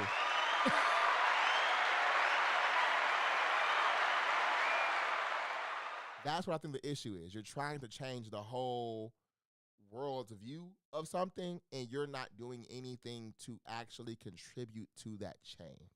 What you're doing is pointing out things that piss you off and want people to be pissed off with you just to be pissed off. Because no shade, with this whole thing going on with you, Cardi B and Old Navy, all I've seen you do on your page is point out the holes of things that piss you off, and then you drop some music videos, which is confusing the hell out of me, because why are you making diss tracks for Old Navy? So part of this to me gives you're trying to start some music interest, some music career, and you're using this back and forth social media attention to kind of build that up. On top of that, when it comes to you creating your own clothing brand, you could really get into your bag. You having your own space specifically for bigger people, specifically with clothes that are nice quality, look nice, and people can fit into comfortably would actually help solve a problem of not only bigger people feeling insecure sometimes, but people feeling like there's not enough space and access for them. You can actively create an environment of inclusivity, but what you're choosing to do is complain. And one thing about me, I don't do complaining. I don't like that. Because you ain't doing shit to help yourself. You ain't doing nothing to help the people around you. You're not doing anything to advance towards the cause that you are also adamant about. Now, what you were doing prior to this backlash with Cardi B and Old Navy, I don't know. When I got on your page, you was always doing some educational stuff around health and physical fitness. You work out and stuff. You had a whole thing going. If you like it, you can get in it and put it on and all that. You was in your bag. But the way people are, because again, two things are true at once, the way people are jumping on to just belittle you and call you all these names, that is fat phobia, because they don't like what you're talking about. But you also have an audience that actually agree with you. And the people that agree with you will be my area of focus. That's what you need to focus on. People who agree with you would support you and help uplift a space specifically for the environment that you're trying to create. If I felt like people didn't think racism was real, I would get my ass on a show every single week and bring up things that piss me off about racism and give education to help people eradicate that thought process. That's my contribution. I recognize everybody that ain't finna get up on here finna understand that, agree with that, that's okay. But the advocacy that you do, the work that you do is about how you do it. And right now you're just stirring a pot. People are laughing at you more than what they are doing as far as supporting you. And when you tell yourself your solution isn't creating the environment for the people you say you care for the most, it's confusing. Because why are you actually doing all of this? With that being said, I'm trying to get more into the streamer spaces, into the social media people spaces, because I'm realizing these are the audiences that are really shaping culture, the environment, perspectives, much more than traditional media, much more than traditional experts and all that kind of stuff. Social media is a tool that really runs rampant. And what you're trying to do, I'm all for. Let's eliminate fat phobia. I would love that. But the way you're going about it is not working. The way you're going about it is making it more of a joke than anything. And the way that you're going about it signals to me you want clout, you want attention, you want a music career to blow the fuck up, which is why you're dissing in music, because you put like 4 or 5 videos out. You put 4 or 5 music videos out dissing Old Navy and Cardi B. What the hell do Cardi B... Child... And on those videos, people are laughing more at you than with you. And I need you to use that Harvard degree that you got, because you got a Harvard degree, girl. So I know you smart. And I know that's why you're doing what you're doing. Let's do better. Let's get back to the goal, the ambition, and the drive to advocate for what it is you're trying to actually do versus get attention. I'm done.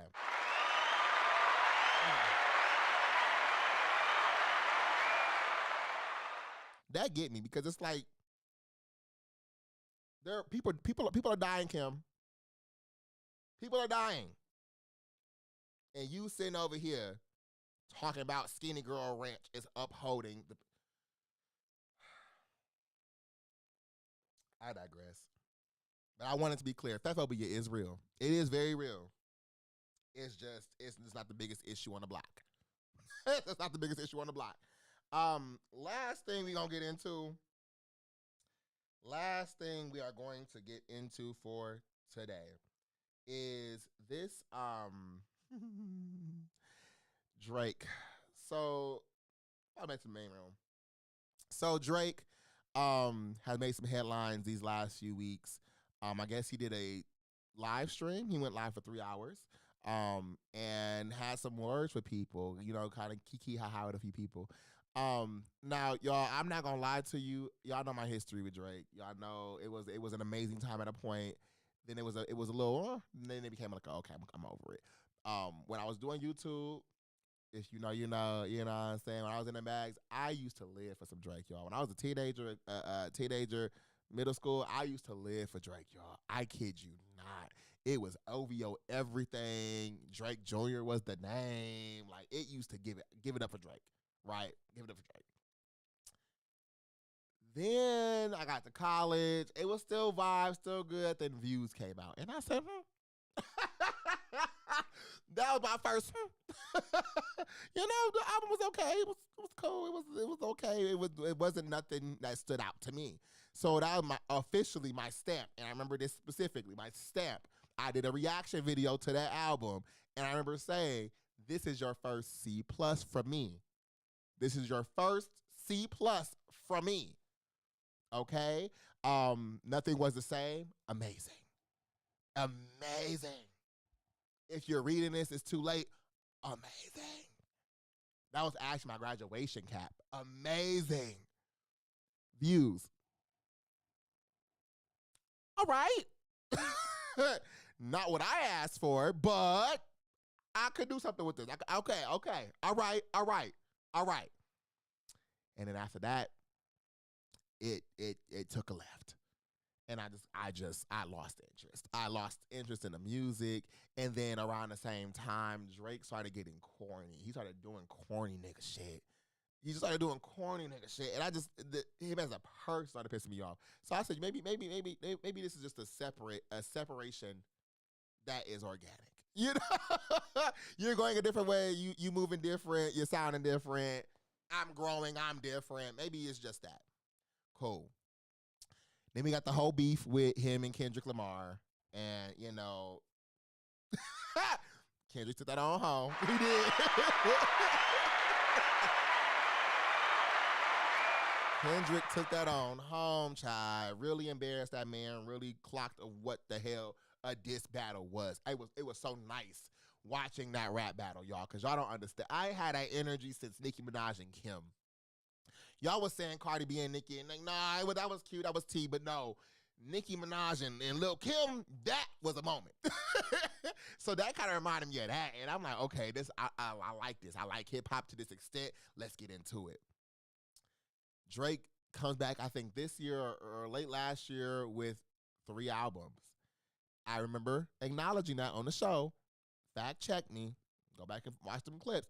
I did say the albums was okay. They was decent. But y'all, I saved like 2 songs off all 3 projects collectively.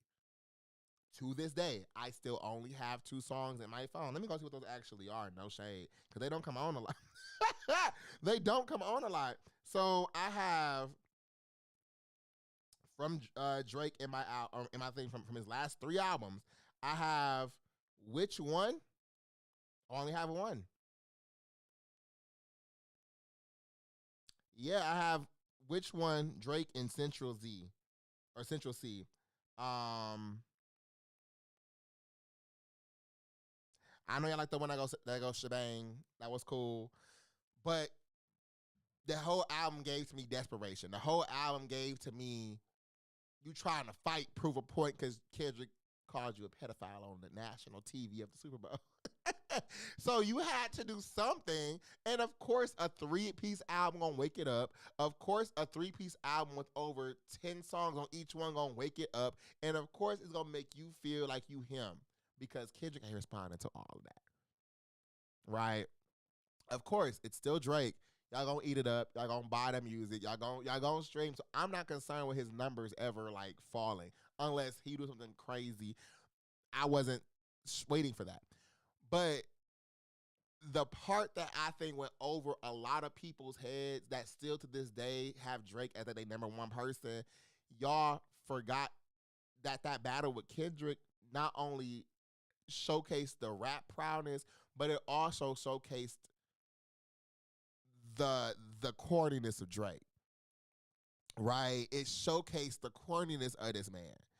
The oddball things he does, says, do in order to keep attention on him, keep y'all focused on him, or to assimilate to what y'all think is cool. The voices, the style, the corny sayings, you doing so much stuff to just try to fit in. And we had another instance of that during this live stream he did. So back to our room. This was Drake during his 3-hour stream. I have a little quick clip from him from that. Appreciate all the love. I appreciate the last few months. It's been incredible for me, you know. I dropped 3 on that head top. These guys are dropping albums. It's like hello and goodbye. You know what I'm saying? And careful with that reply because the pen isn't dry. I'm just letting you know. That's what I'm on. By the way, let me pop it. Yes, double chrome bracelets. Okay. Cartier that your grandma would wear. Hello. Don't even want to say the price tag.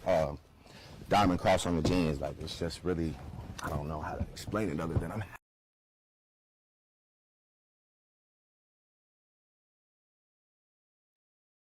corny. Loser. Boo. Like, it ain't even because it's Drake, y'all. I know dudes like that in real life. When I'm going out to clubs and stuff, and I see niggas like this approaching girls, approaching me and stuff, I just don't like that kind of shit. I don't like it. You're corny. Boo. And what was the grr? What?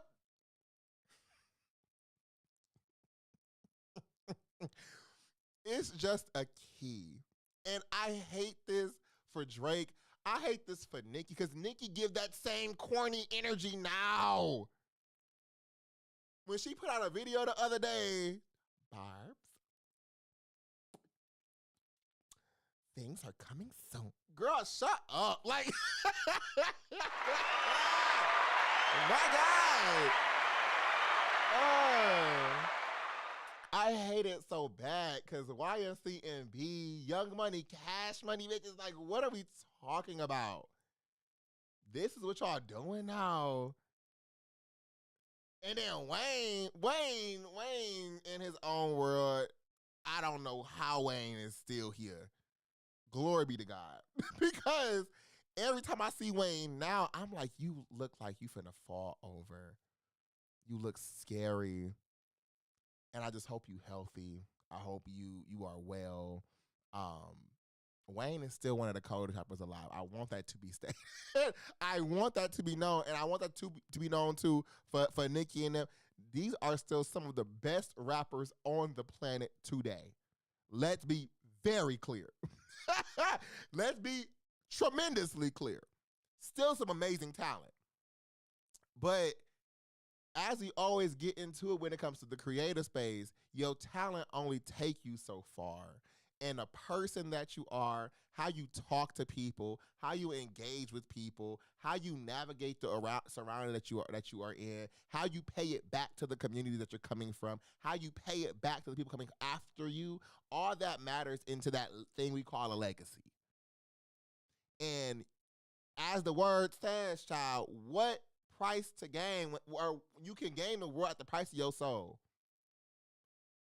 You got the world, but like now it's just you over there. You ain't bored. You ain't sad. You ain't nothing. It's just you over there. So that's what I feel Drake lost with that battle with Kendrick. You lost the respect. That's what I feel Nicki lost with the whole MAGA alignment and Trump alignment. You lost the respect of the people. And when you lost the respect, you lost some fans. You lost some people playing your music. You lost some people who don't want to be associated with you in that same space. Of course, you have people who still gonna stick it through because they think it's part of a game plan, master plan. Okay. But can't tell me the plan. I'm gonna let you have it. Let you have it. It's all part of the plan. Whatever the plan is, I hope it succeeds. And I hope I get privy to the plan so I can come back and figure out what's going on. But this corniness around musicians as of recent is so sad to see. And it is so sad to see around people who have such amazing careers. I can only imagine if this was Patti LaBelle. I can only imagine if this was Luther Vandross. I can only imagine if this was Tupac. I can only imagine if it was Biggie, if it was Yo-Yo, if it was Queen Latifah, if it was any of these people, any of these iconic individuals. This change up. My God. My God. My God. My God. My God. 3 hours. He got too much time on his hands. Well, you know, he also had, he partnered with another like well-known streamer, because I guess this streamer is one of his close friends and has a pretty big following on TikTok. So it was a paired stream session that Drake came on to. But it's just like, that's the value you had. And even that line that you gave, don't try to sneak this or something like that because the pen always moving. Girl, that bar was weak as hell. You thought you ate that? That's what pissed you off too, from a lyricist standpoint. Drake, shut it all down. Shut down all the music. Let's restart it. Let's just restart hip hop, because I don't know what's going on right now. These the prominent ones, and then the up and coming ones. What are we doing? What are we doing? Jesus. Anyway, the OGs doesn't switch up. They did it, and I hope they don't. I pray they don't. I pray they still stay in the same space of clocking this shit. I pray they the same ones calling out this corny stuff. You get what I'm saying? But I think numbers, exposure, notoriety have gotten to people's heads. And a lot of the time, that starts making you corny. You like 40-something, getting to talk about some, y'all see the fit, y'all see this your grandma wearing. Girl, shut up. Where the music? Where the good music at? What's going on? What's going on? That man still called you a pedophile at the Super Bowl. You cannot live that. That's what I'm saying. It's over your head. Like, Drake, you're not listening. That's the part. That's the. I don't mean to yell at y'all. I don't mean to yell at y'all. But it got me hot. It is just like music right now is in disarray. And that's why I'm so excited for so many new faces, new voices, new contributors to what we call music, to what we call hip hop and rap, and all these new genres spewing up because people are being more and more and more creative. we are in a very interesting time for creatives, which will kind of go into my creative advice after this. But we are in a very interesting time for creatives. And I'm keeping a special eye on it because, of course, that's the space of Kingdom. But understanding where this shift is coming from, like I said before, you can sit here and be pissy, mad, and angry and all this kind of stuff about change happening, or you can start thinking about ways to maintain presence and grow and evolve and be innovative in the changes that are coming around us that we can't control. So, with that being said, shout out to Drake. Do your thing.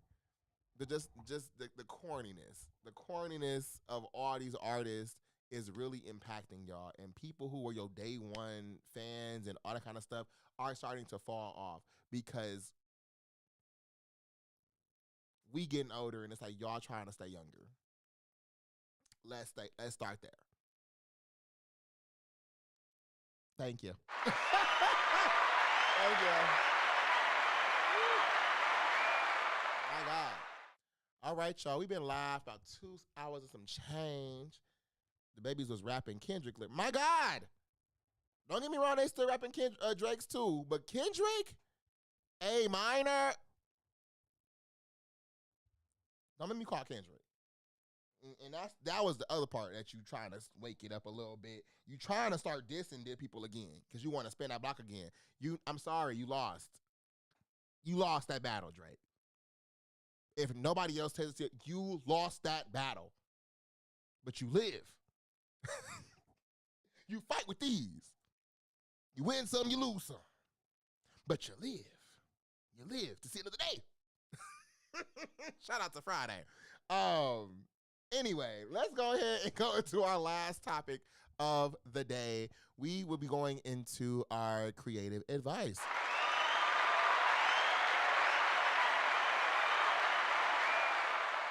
So for today's creative advice, again, these last few have been anchored really in Crown preparation for the Crown Conference, which tickets are on sale for now. crowncon.com. Like I said before earlier in the episode, I am getting exposure to a lot of new environments, a lot of different spaces, new ways of thinking, right? We ain't doing nothing like this before. It's our first time doing it. It's me and 2 other people putting all this together. So learning how to talk to people with some very big prominence around them, learning how to navigate contracts, learning how to navigate financial management, budgets, learning how to navigate promotion and advertisement, learning how to do all of that is daunting.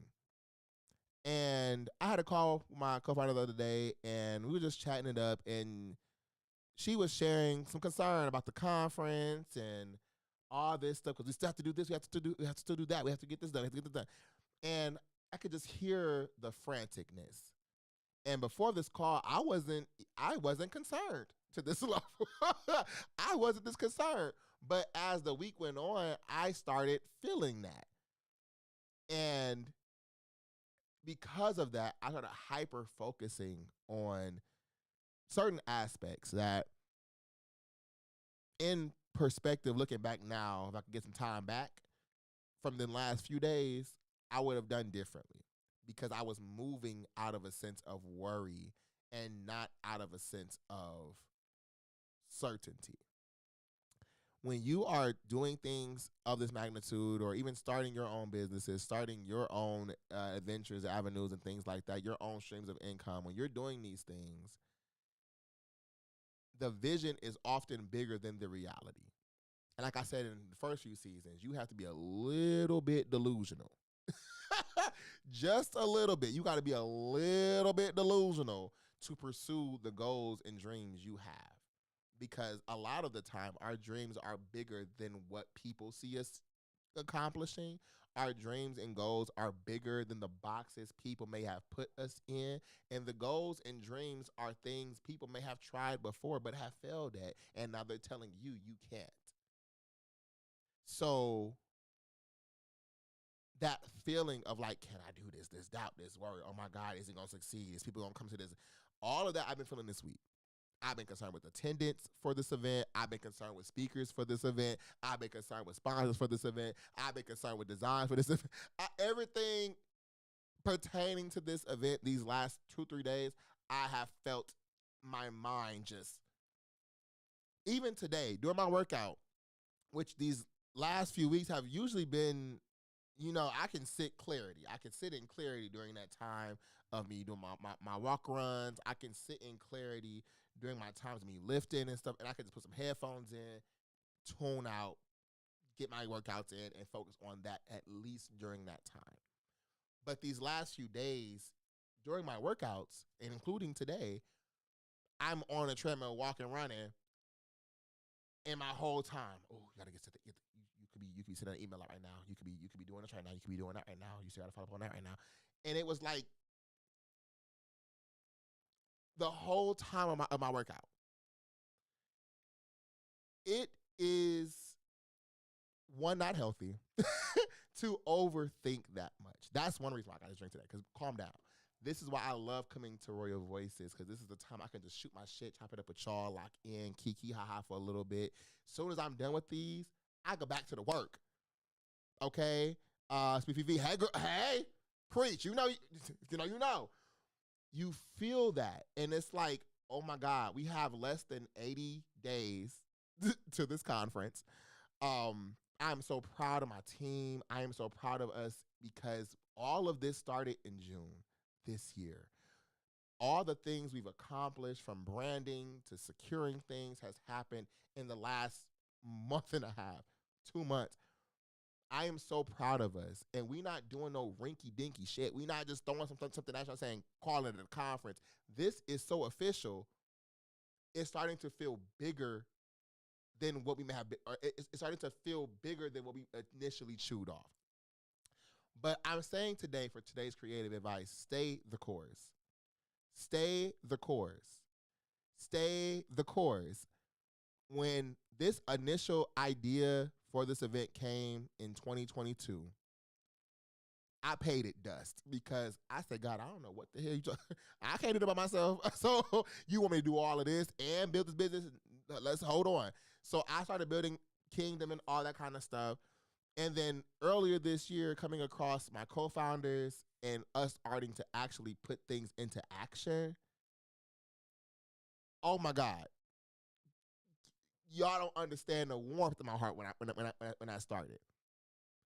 Now that we're here, less than 75 to 80 days to this conference, it is starting to be like, ooh, the pressure's on. But when I say stay the course, I'm saying stay the course because it's already done. If I stop now and say, I'm done, I don't want to do this no more, I ain't send no more emails, I ain't ask people no more questions, I ain't doing no more, you won't have a conference this day. Y'all will be getting emails saying, thank you for your purchase, but you cannot come to this event because it's canceled. That's what I'm saying. If any of us decided to just stop right before you get the chance to see how all of it could play out, you will never know. And you need to start somewhere. So stay the course. The journey is always the hard part. A lot of people don't show y'all the journey to their destination. The journey is always the hard part. When you get there,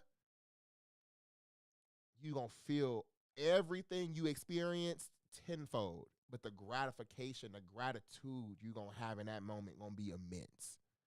But you'll never be able to get there if you stop.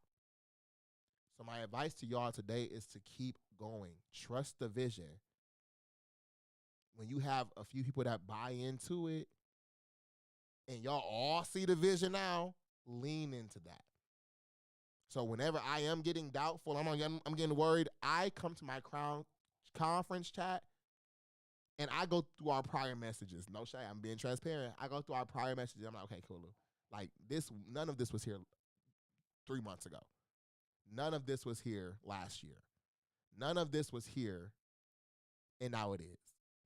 And at a point in time, I was frantic, flipping out about having people to do this with. And now we got up. I don't even think about that no more. Stay the course.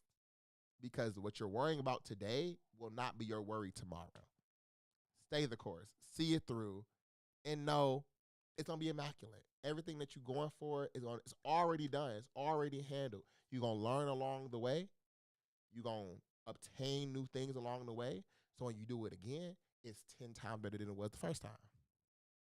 So stay the course. Stay the course. Stay the course.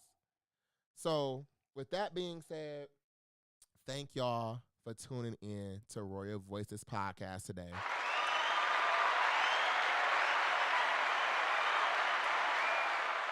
We have so much coming. I cannot stress this enough to y'all. So for the Crown Conference, lock in. Crown Conference tickets are on sale now. November 7th, Milwaukee, Wisconsin, Western Hotel. Get y'all tickets today. thecrowncon.com. Tickets will be going up in price October 10th. Okay, I'm giving them well in advance. 7+ weeks. October 10th is when prices are going up again. Get your tickets today. People in the chat, share with family and friends. Share the live, share the clip that you see from Royal Voices. Stay locked in with us. Follow the brand Kingdom, KVNGDOM.co on Instagram. Follow the podcast here on YouTube, Royal Voices Podcast. And, of course, follow your host, the Kid King, motherfucking Jay, on Instagram @_JAYTHEDON_. And the link tree in the bio has access to everything else I get involved in. On top of that, we have our merchandise on kingdom.com too. Okay? Get into your Kingdom Essentials today. Go ahead and get your Royal Voices podcast merch today. Only on kingdom.com. That's KVNGDOM.com. We also got some music coming.